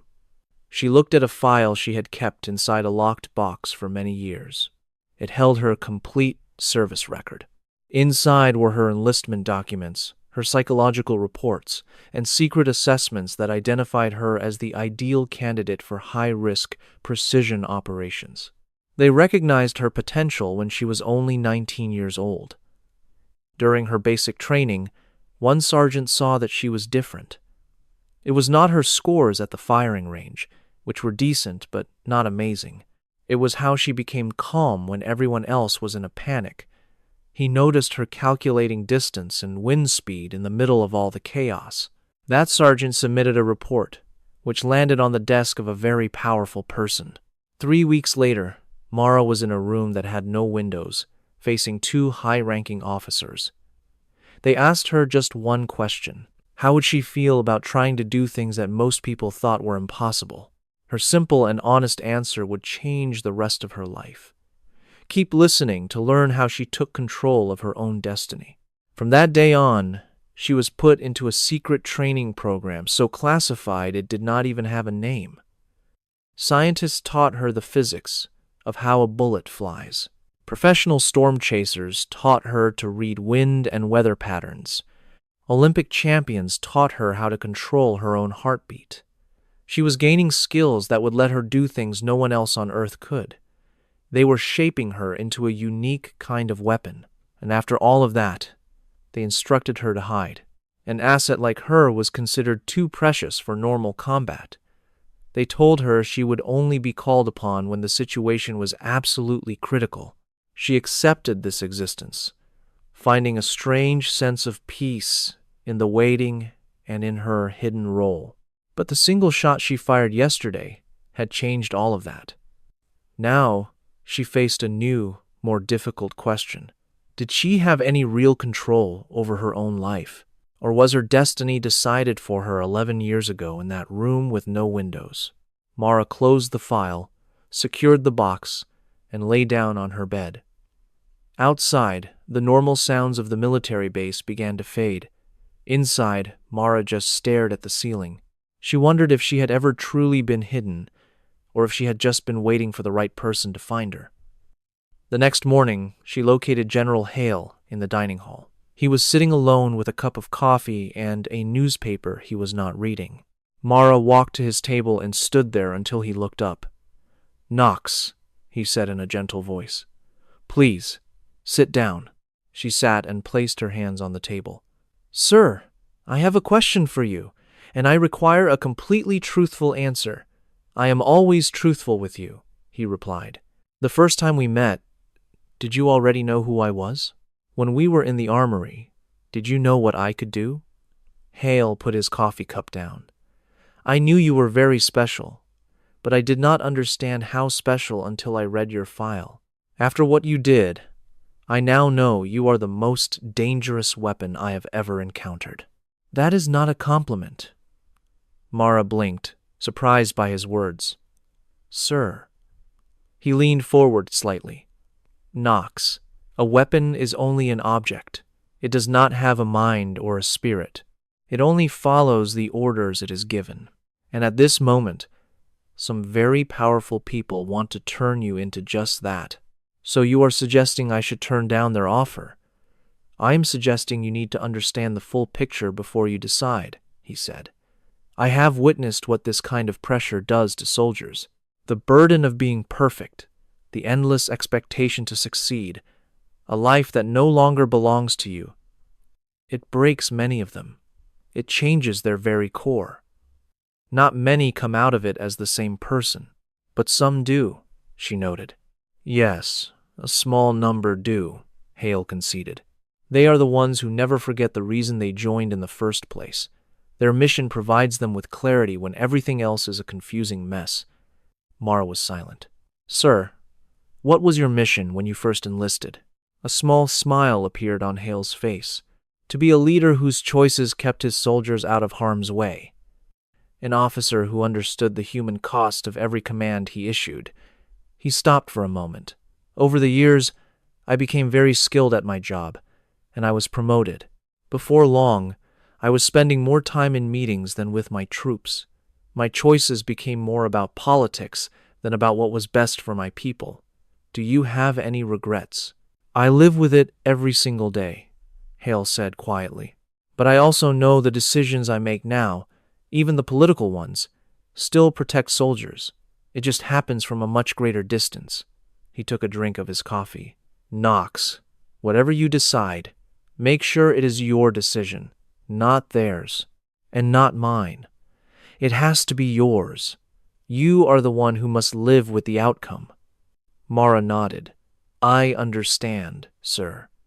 As she stood up to go, he called out to her. Knox, for what it is worth, I see far more in you than they ever will. Do not ever forget that. 2 days later, Mara went into General Hale's office to deliver her decision. The general was sitting behind his desk. Colonel Greer was in the same chair as before. Dr. Reyes was gone. A man named Harris was in his place. He had the look of someone who saw people as nothing more than numbers on a report. Sergeant Knox, Hale said formally, have you made a choice? Mara stood straight, her eyes steady. I have, sir. I will accept the Special Operations assignment, but on several conditions. Harris seemed annoyed. Sergeants do not make conditions. I am not giving commands, Mara stated with a calm power. I am establishing the terms I need to operate at my highest level. A tiny smile appeared on Greer's face. Please continue. Mara pulled a folded piece of paper from her pocket and placed it on the desk. First, I will have the final approval on all missions. If I determine a shot is not a good idea, I can refuse it without facing punishment. Second, there will be no media coverage, no public events, and no political photo opportunities. My work will be done in secret, or it will not be done at all. Third, my rank and my salary will stay the same. I will not accept any promotion that is just for public image. Harris looked at the paper as if it had personally offended him. This is extremely unusual. So is a shot from 4,000 meters, Mara replied. You want my extraordinary talent. This requires you to also agree to my extraordinary terms. Hale looked over the list without changing his expression, then he looked at Greer. Colonel, Greer simply nodded. I can support this. The mission's success is the priority, not its public perception. If she can deliver the results, command will be happy. But Harris was clearly still not pleased. What happens if she refuses a mission that we consider essential? Then you will need to assign someone else, Mara said plainly. You have other soldiers and other choices, but when you select me, you are also choosing to accept that I am not a rifle that you can just aim and fire. I am a precision instrument, which requires that I be handled with extreme care. The room was quiet. Then, General Hale picked up his pen and signed the document. It is done. Greer, prepare the transfer papers. Harris, you will inform command that these terms are final and not open for discussion. Harris seemed like he wanted to argue, but he just gave a sharp nod and exited the room. Greer stood up and offered his hand to Mara. I am glad to have you on the team, Sergeant. You will report to Fort Bragg in 2 weeks to begin. Mara shook his hand firmly. I will be there, sir. After Greer left, Mara stood alone with the general. The real significance of her decision started to sink in. Hale leaned back in his chair. You realize they are not going to be happy about this. They will try to wear you down. I am expecting it. You are going to have to defend your terms every single day. I know that, too. Hale observed her for a while, then asked, So why did you agree to it? Mara met his gaze without hesitation. Because Lieutenant Samuels had a point. Denying that I am a weapon will not change the fact. It only makes me a useless one.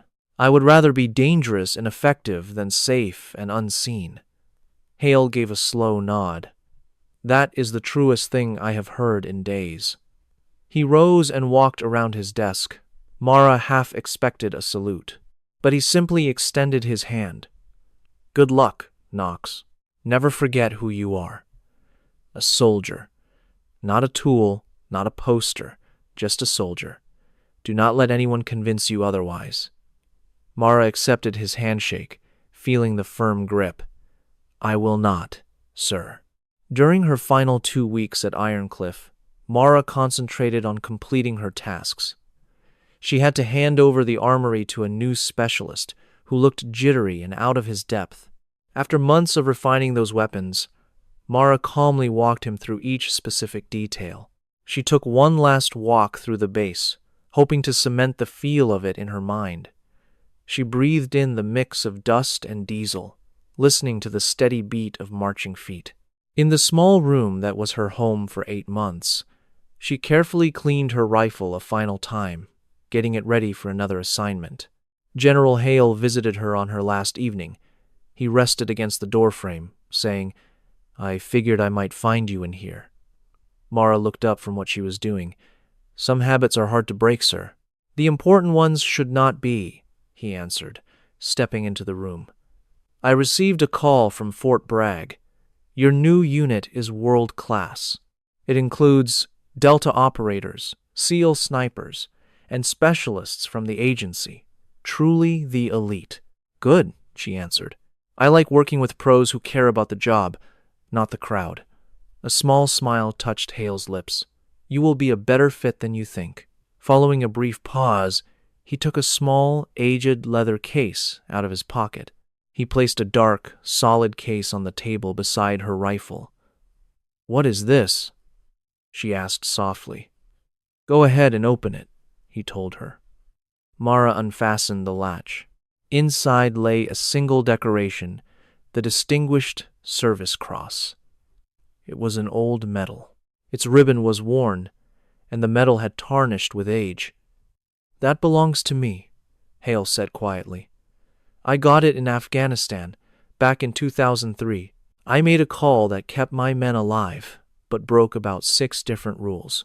I was given this medal and an official reprimand in the very same week. Mara stared at him, completely puzzled. I am not giving you this for your actions. Hale clarified. It is a reminder. The awards are not important. The praise is not important. The only things that matter are the people you protect and the code you live by. The rest is just noise. Mara glanced down at the award, finally understanding its true weight. It represented honor, faith, and a mutual understanding. Sir, I cannot possibly accept this. That was not a request. It is an order, he replied, a faint smile on his face.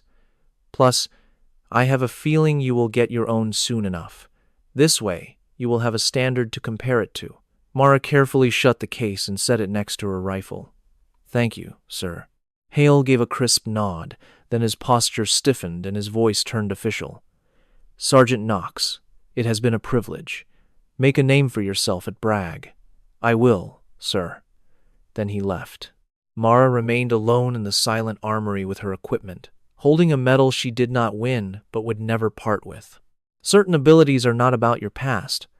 They show who you were always destined to be. Her instructions were direct and to the point. A truck would pick her up at 0600 hours. Mara loaded her things into a plain-looking truck. She had her rifle case, a duffel bag, and a trunk that held all her possessions. The driver was a silent contractor who avoided small talk, which suited her just fine. When the truck passed through the front gate, Mara took a final look at the base. Ironcliff was still in the early morning light. Soldiers were out for their run, and vehicles were moving into place. The base carried on without her. She had been a ghost there, lost in the day-to-day rhythm. But that part of her story was over. This was her opportunity to step into the light, but she would do it her own way. She knew the heavy burden of her talents and the obligations they carried. The moment the truck hit the highway, the base vanished behind the desert landscape. Mara rested her head back, shut her eyes, and let herself feel everything. It was a mix of anxiety and excitement, and the undeniable sense that her life had taken a sharp turn. When she looked again, the anxiety had faded. All that was left was her mission. Mara Knox did not care about recognition or medals. She was heading toward a single instant when a miracle would be needed. And in that moment, when everything was at stake, she would be ready, composed, sharp, and steady, the way she always was. The truck continued on, taking her toward a future she could not see but had already embraced. An assignment was out there waiting for her. She just did not know what it was. Her arrival at Fort Bragg was met with a wall of humid air and endless activity. The truck dropped Mara off at the entrance shortly after 1400 hours. The base was enormous, sprawling for thousands of acres. It served as the hub for Special Operations Command, Delta Force, and other classified groups. The air smelled of pine trees and spent ammo, and every soldier she passed moved with a sharp purpose, like they were always on call. The captain met her at the reception point. He was young, in good shape, and had the unflinching eyes of someone who had seen combat. Staff Sergeant Knox? Yes, sir. I am Captain Reeves. I will be handling your in-processing. Come with me. They crossed the base without a word, passing training areas that looked like Hollywood backlots. There were mock villages for urban drills, firing ranges that went on forever, and helipads where massive helicopters were ready to go. Reeves led her to an unremarkable building marked only with a number. The air inside was at least 10 degrees colder. It was a secure facility with sound-dampened walls, the kind of place where classified information was a daily currency. He paused just before a conference room door. Your new unit is in there. They have been briefed on your skills. Most are skeptical. Go in and make them believers. I'm not here to prove anything to them, sir. A small smile formed on Reeves's lips. That is exactly the right answer. He opened the door. 6 sets of eyes locked onto her instantly. The group included 5 men and 1 woman. Each one had the weathered look of someone accustomed to high stakes and pressure.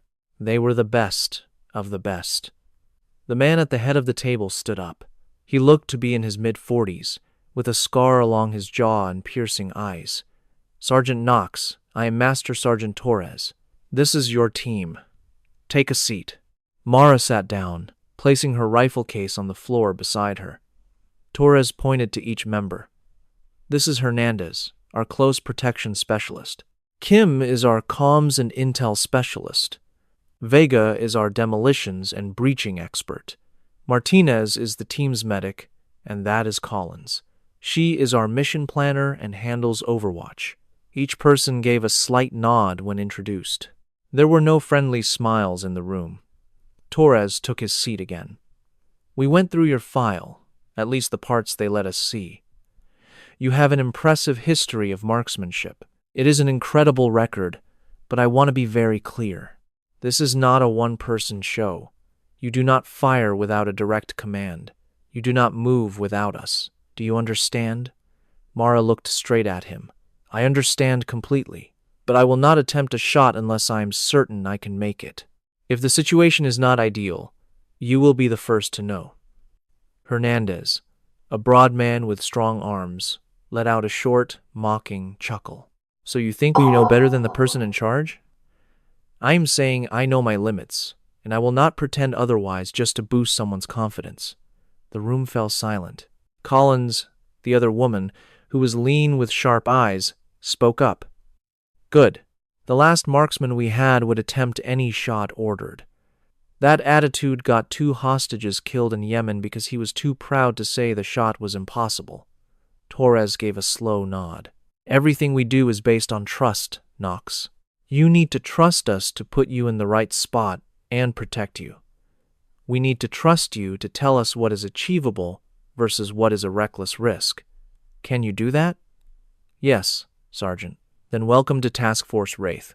We leave in 3 days. Your work starts now. Let us begin.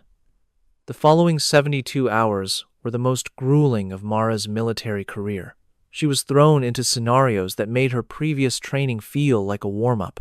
They practiced hostage rescues in urban settings, neutralizing threats in chaotic battles, and dueling with skilled enemy marksmen.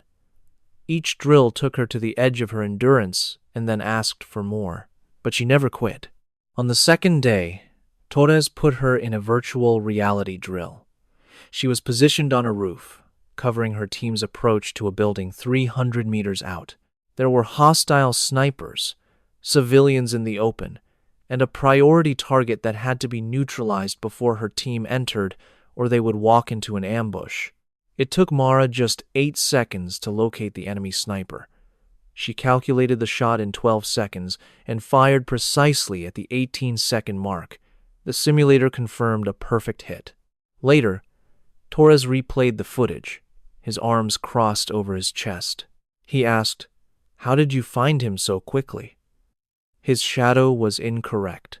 Every other shadow on that rooftop aligned with the sun's position. His was off by 3 degrees. That told me he was using a fake screen as cover. Kim let out an impressed whistle. That is astonishing. Yes, truly astonishing, Vega agreed. She literally outsmarted a computer program. Mara remained silent, already committing the new lesson to memory. False cover will always have a tell. She had to remember that. On her 3rd day, they presented her with the ultimate test. It was a live-fire drill with actual targets. Old vehicles were placed at ranges from 800 to 2,400 meters. The wind was unpredictable, and the whole mission was on a timer. The squad moved through a simulated war zone while Mara provided cover from a high ridge. She fired 11 shots in 30 minutes. 10 of them struck their targets. Her only miss happened when a sudden gust of wind pushed the bullet off course. After they were done, Torres climbed to her position, breathing heavily from the ascent. That single miss, he said. Walk me through what happened. The wind shifted without any sign. A pocket of warm air formed. I failed to adjust for it quickly enough. What would you do differently in the future? I would have held my shot for 3 additional seconds. I would have allowed the wind to calm down. Then I would have fired in that quiet interval. Torres gave a slow nod. And what if delaying for those 3 seconds resulted in the team being eliminated? Mara looked straight into his eyes. Then I would have taken the shot and accepted the risk. But I will always wait if it ensures I can make a guaranteed hit. Torres observed her for a long moment, his expression unreadable. Finally, he extended his hand. There is a place for you here, Knox. You are meant for extraordinary things. As she shook his firm hand, she could feel his strength, his assurance, and his approval. For the first time since her arrival, she felt as if she was exactly where she needed to be. The mission came much sooner than she had anticipated. A mere 18 hours after her final test, the team was aboard a C-17 transport plane, flying east. The destination was secret. The operation was secret. All Mara knew was that people were in harm's way, and her skills were needed. The mission briefing occurred while they were airborne. Torres stood at the front of the cargo bay, holding a tablet with a grim look on his face. Our intelligence has located a high-value person. His name is Ahmad Kassier.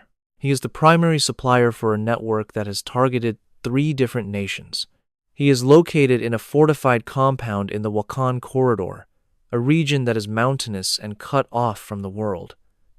We will not have any air support due to political reasons. A frontal ground assault is not an option. The single road is filled with hidden explosives, and the entire area is heavily guarded. He displayed a satellite photo for the team. Kassier moves between these 2 structures on a strict schedule. At 600 hours local time, he walks from the main building to a secondary one about 40 meters away. This provides a 15-second window. It is the only chance we will get to take him out.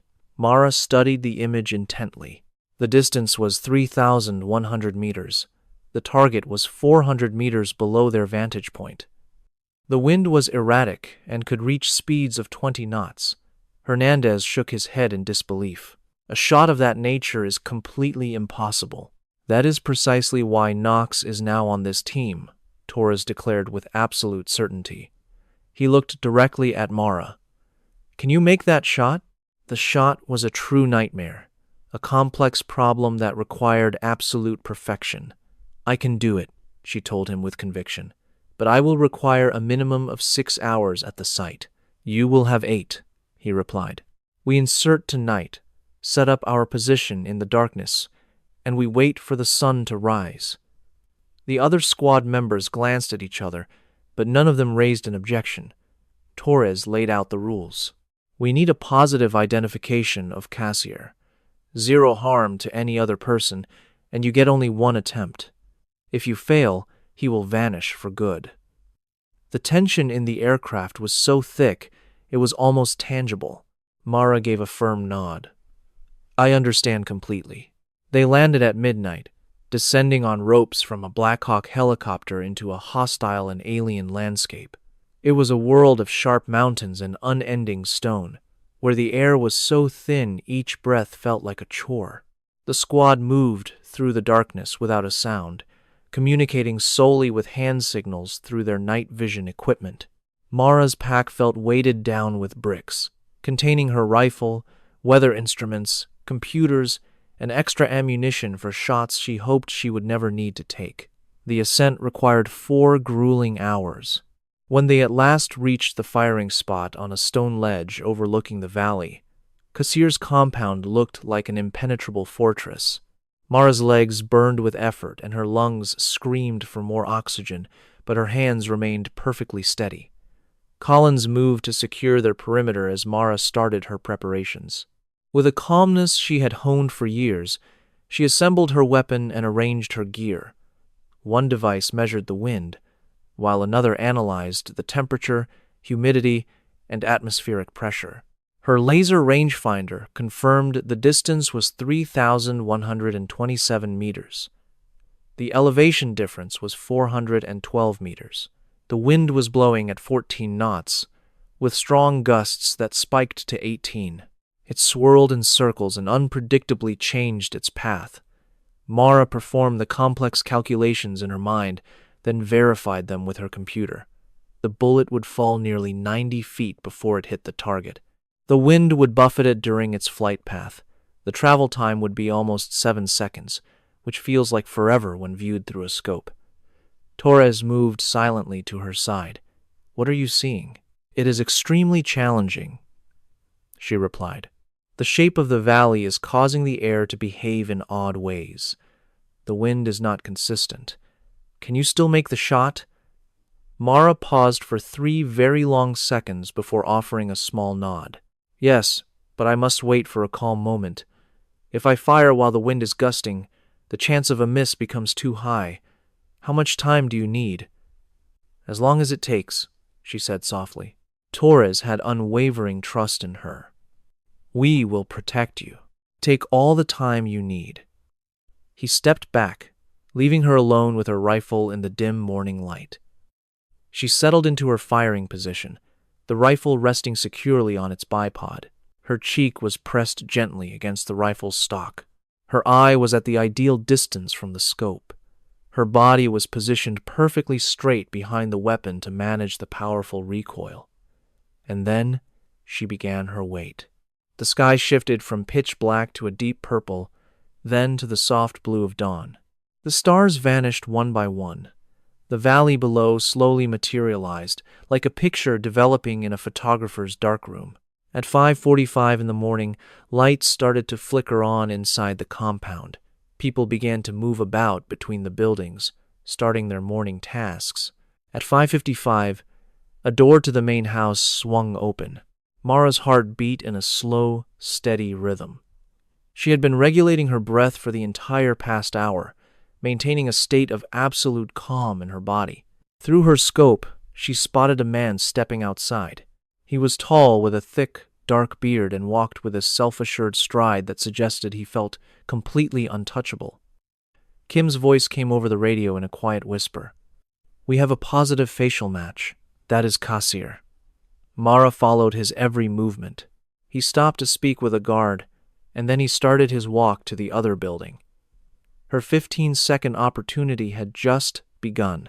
Mara's finger rested on the trigger, making the slightest contact, just feeling the cold metal. For the last 30 minutes, the wind had been a storm of utter chaos, but in that single instant, a profound stillness descended upon the valley. The flags on the compound walls suddenly went limp. The dust on the nearby ground ceased to swirl. Mara exhaled halfway and held her breath. Her entire world contracted to the image in her scope. There was only the figure of Kassir and the intricate math she had reviewed 100 times. She would aim half a body's width ahead of him. She would account for the bullet's significant drop, and she would hope the wind stayed calm for 7 seconds. She gently squeezed the trigger. The rifle's report shattered the morning silence. The recoil slammed back into her shoulder. The sound reverberated across the valley like an abrupt clap of thunder. 7 seconds. Mara kept her eye fixed to the scope. The bullet soared through the air on its unseen path, dropping and shifting with the breeze, but flying true to its mark. Kassir took another step. Then his head snapped back with incredible force. His body collapsed to the ground in a lifeless pile. Kim's voice came through the radio. We have a confirmed hit. The target has been neutralized. I repeat, the target has been neutralized. The compound instantly descended into complete chaos. Guards started running everywhere, shouting and looking for a shooter they would never be able to find. Torres spoke into his radio. That is our cue to depart. Go! Go! Go! The team swiftly pulled back from the ridge, keeping low and moving quickly away from their firing point. As they moved, Mara expertly disassembled her rifle, stowing each component away with practiced efficiency. It took them 40 minutes to reach the helicopter, and their lungs were on fire. The Black Hawk was already coming down, its blades slicing the thin mountain air. Once everyone was safely inside, it turned sharply, leaving the valley of death behind. Mara clutched her rifle case on her lap, finally letting out a long, slow breath she did not realize she was holding. Collins leaned in close, shouting over the noise of the engine. I have never seen anything like that shot before, especially in this wind. But Mara said nothing. She just closed her eyes, the familiar emptiness washing over her as the adrenaline faded. This mission was over. But was the price for peace always this high?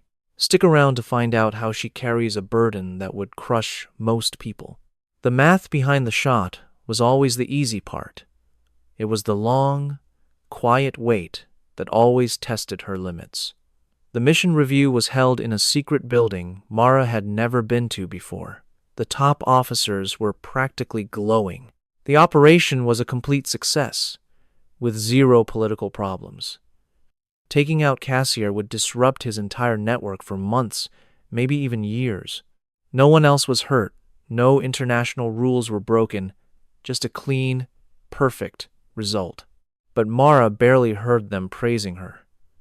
She sat in total silence, her mind already shifting to what came next. There was always another mission waiting. It was a never-ending cycle of impossible tasks and crushing pressure. Later that day, Torres found her in the armory, where she was carefully cleaning her rifle. "Are you holding up okay?" he asked in a quiet voice. Mara looked up from her work. "Yes, Sergeant. You do not look okay." She put her cleaning rod down. "I'm just trying to make sense of it all." "Make sense of what?" Mara paused for a second.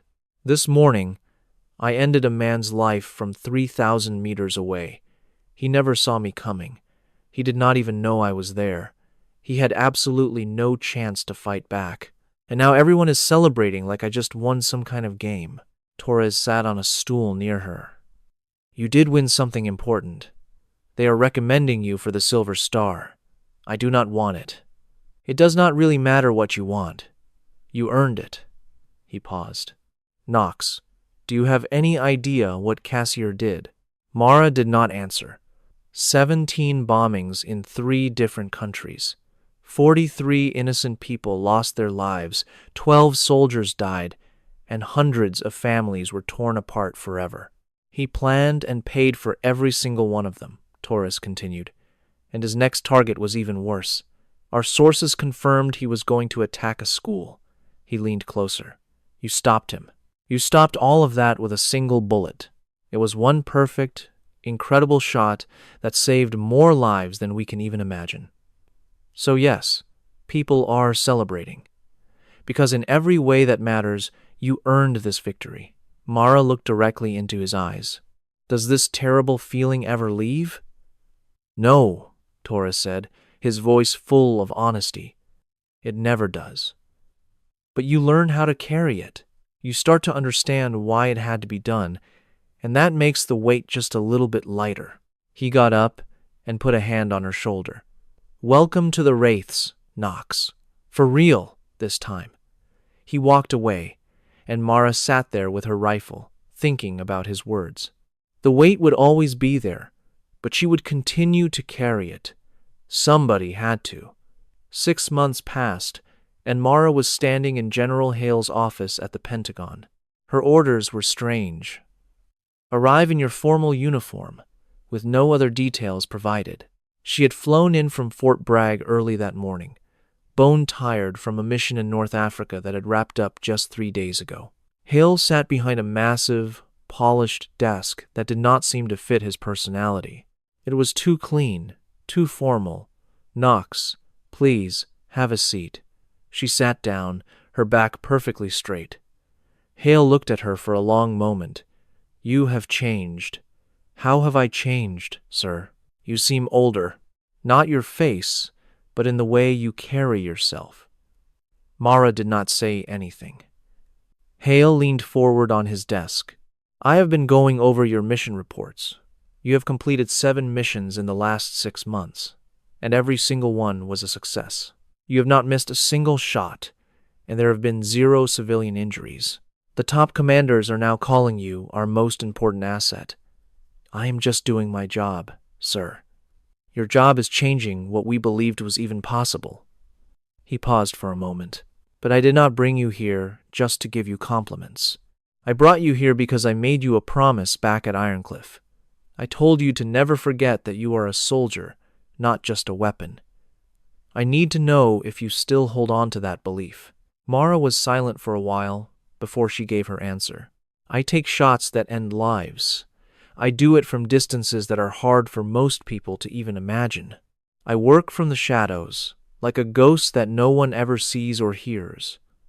To some people, I might seem like nothing more than a weapon. I saw that look on your face, General, but I see myself as an instrument, used by people who know the real cost of what I do." Torres always explains why each target is necessary. Collins constantly reminds us of the innocent lives we are saving. They make sure I never lose sight of the people involved, that it is not just a numbers game. I looked the general in the eye. So, yes, sir, I am a soldier. A soldier understands that violence is never the real objective. It is the absolute last option. And with every shot I take, I honor that difficult truth. General Hale leaned back in his chair, and the tension in his shoulders finally melted away. Good, he said with a calm voice. That is very good to hear. He opened a drawer in his desk and took out a small, plain box. This is for you, but I want you to wait and open it when you are by yourself.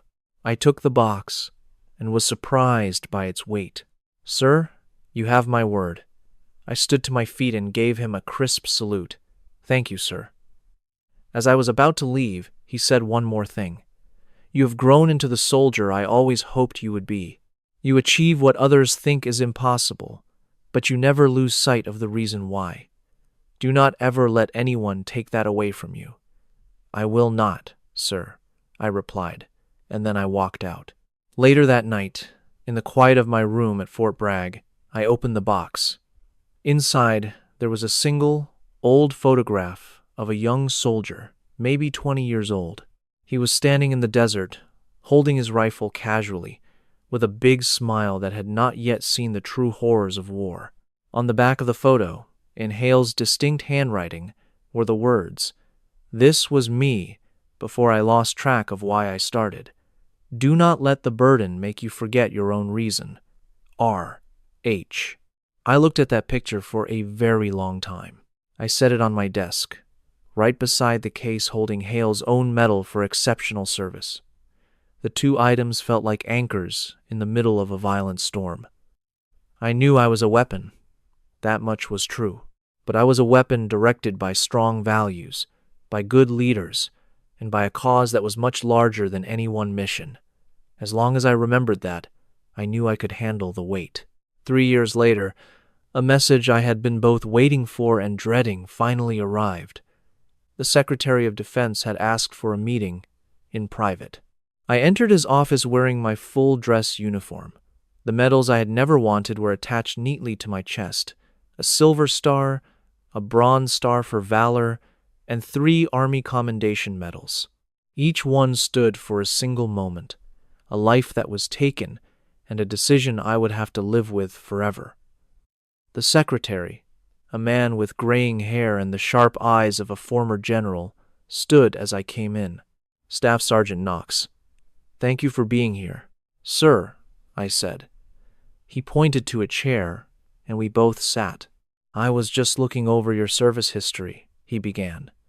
43 missions with 43 confirmed successes. You have saved hundreds of lives, possibly thousands.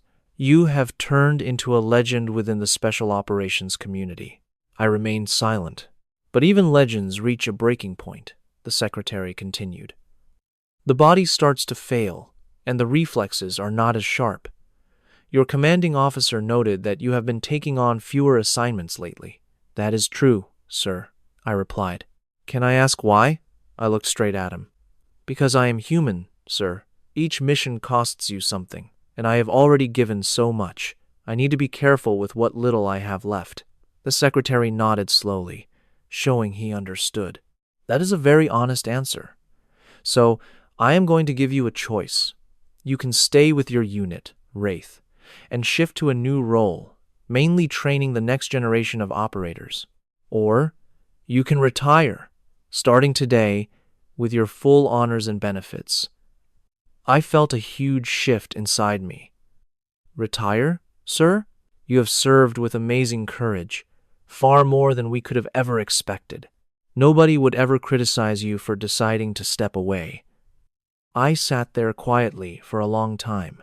I thought about Ironcliff, about General Hale's quiet wisdom, and about the immense weight I had been carrying for so long. Finally, I found my voice.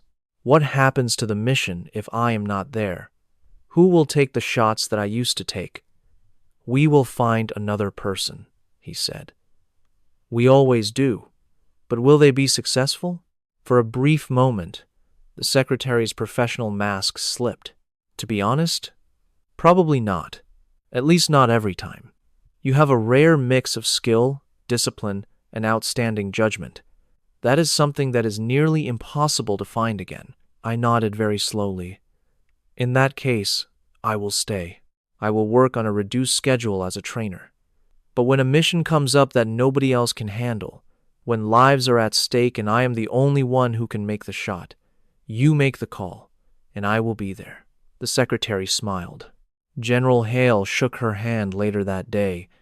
Thank you, Sergeant Knox, for your skill, your sacrifice, and for being the hero we needed. I accepted his handshake, feeling its solid strength. I understood the words he did not say, a kind of praise I never sought but was learning to accept. I flew back to Fort Bragg that afternoon, back to my team and the rifle that was my voice. For the first time in a very long time, I felt a kind of quiet that felt like peace. 5 years later, Staff Sergeant Mara Knox stood on a training field. She watched a young man, not even 20 years old, fail to hit a target 1,000 meters away. The young recruit was shaking, holding his weapon far too tightly. Mara knelt down beside him. "Tell me what you are thinking," he confessed. "I just cannot make this shot, Sergeant. The wind keeps changing. The angle feels all wrong." "Then do not take the shot," she said calmly. The soldier looked up, completely confused. "What do you mean?" she said. "If the moment is not right, you cannot force it. You must be patient and wait for your opening.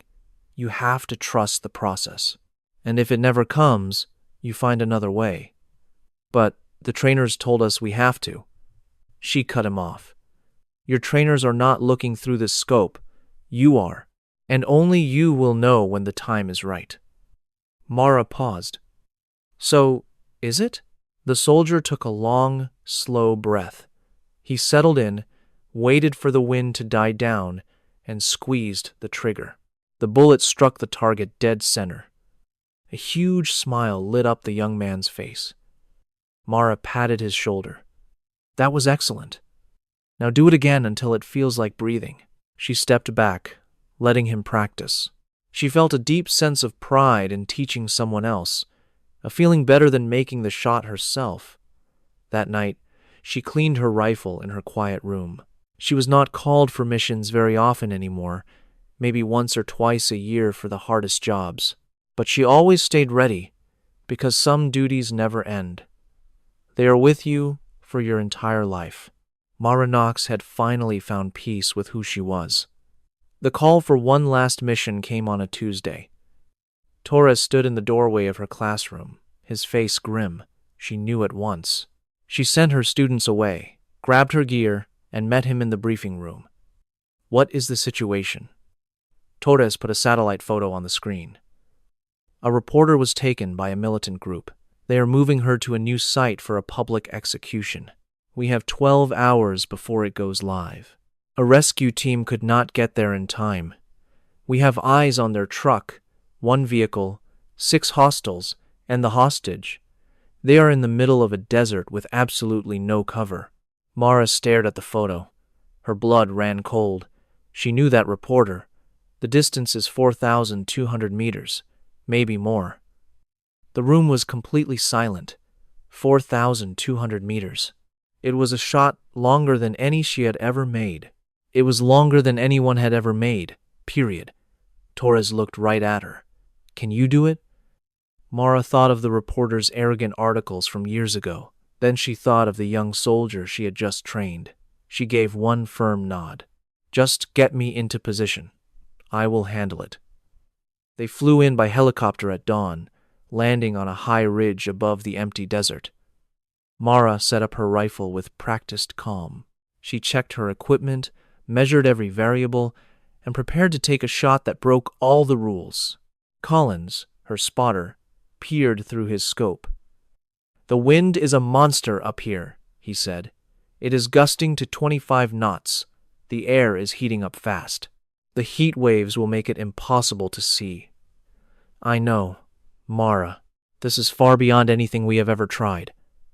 She kept her eye on the scope. I know that, too. The truck appeared 2 hours later, a dark spot moving across the sand. Through her scope, Mara could barely see them. 6 men, and 1 woman, her hands tied. The range is 4,287 meters, Collins said. She did the math in her head. The bullet would drop over 100 feet. It would fly for more than 8 seconds. The bullet would have to pass through winds from 3 different directions and layers of shimmering heat. The room for error was smaller than a single inch. Collins's voice came over her radio. We are clear to engage. The shot is yours. Mara became one with her rifle. Her breathing slowed. Her pulse fell to a steady rhythm she had spent 15 years perfecting. She waited. The truck stopped. The militants got out, dragging the reporter with them. They began setting up a camera for their terrible show. Mara put her crosshairs on the leader, the one holding a weapon to the reporter's head. This was it, the impossible shot. It would either save a life or haunt her forever. She released half a breath. Her world shrank to the lines in her scope. There was only the math and the one perfect moment. She squeezed the trigger. The rifle's blast echoed across the desert. 8 long seconds of total silence followed. Then they heard the faint sound of impact. Collins yelled, "Target down! I repeat, the hostile is down!" Through her scope, Mara saw the leader fall. The others panicked, looking for a shooter they could not see. The reporter ran. The rescue team moved in and got her to safety. The mission was a success. Mara lowered her rifle, her hands perfectly steady. Collins stared at her, unable to believe it. I do not have words for that. Mara finally spoke. Patience. He looked at her. It saves lives. She methodically disassembled her rifle, stowed her gear, and readied herself for pickup. The target was down. Another impossible mission was complete, which was the only thing that mattered to Mara. Half a year later, Mara Knox left the army quietly.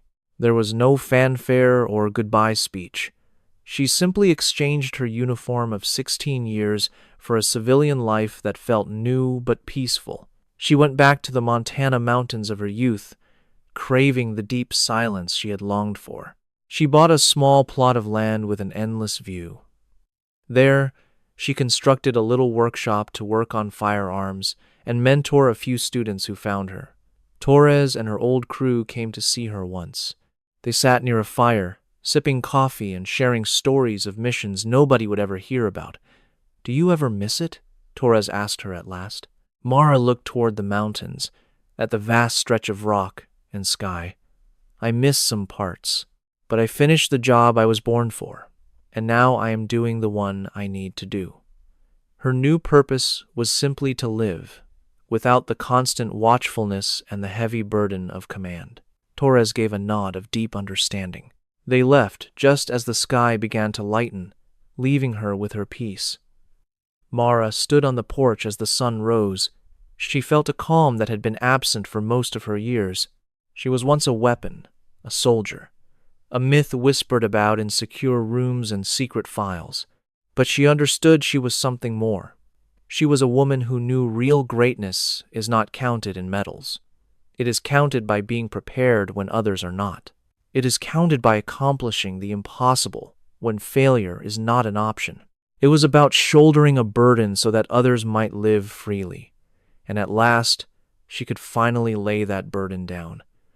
This was not because she was weak or defeated, but because she gave her all when it counted. And that was more than enough. A few years later, a young soldier arrived at Mara's property.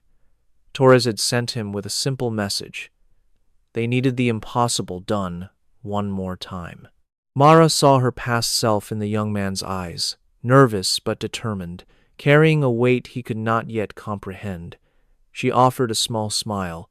"Tell Torres I am retired." "Ma'am?" he said. "He told me you would say that.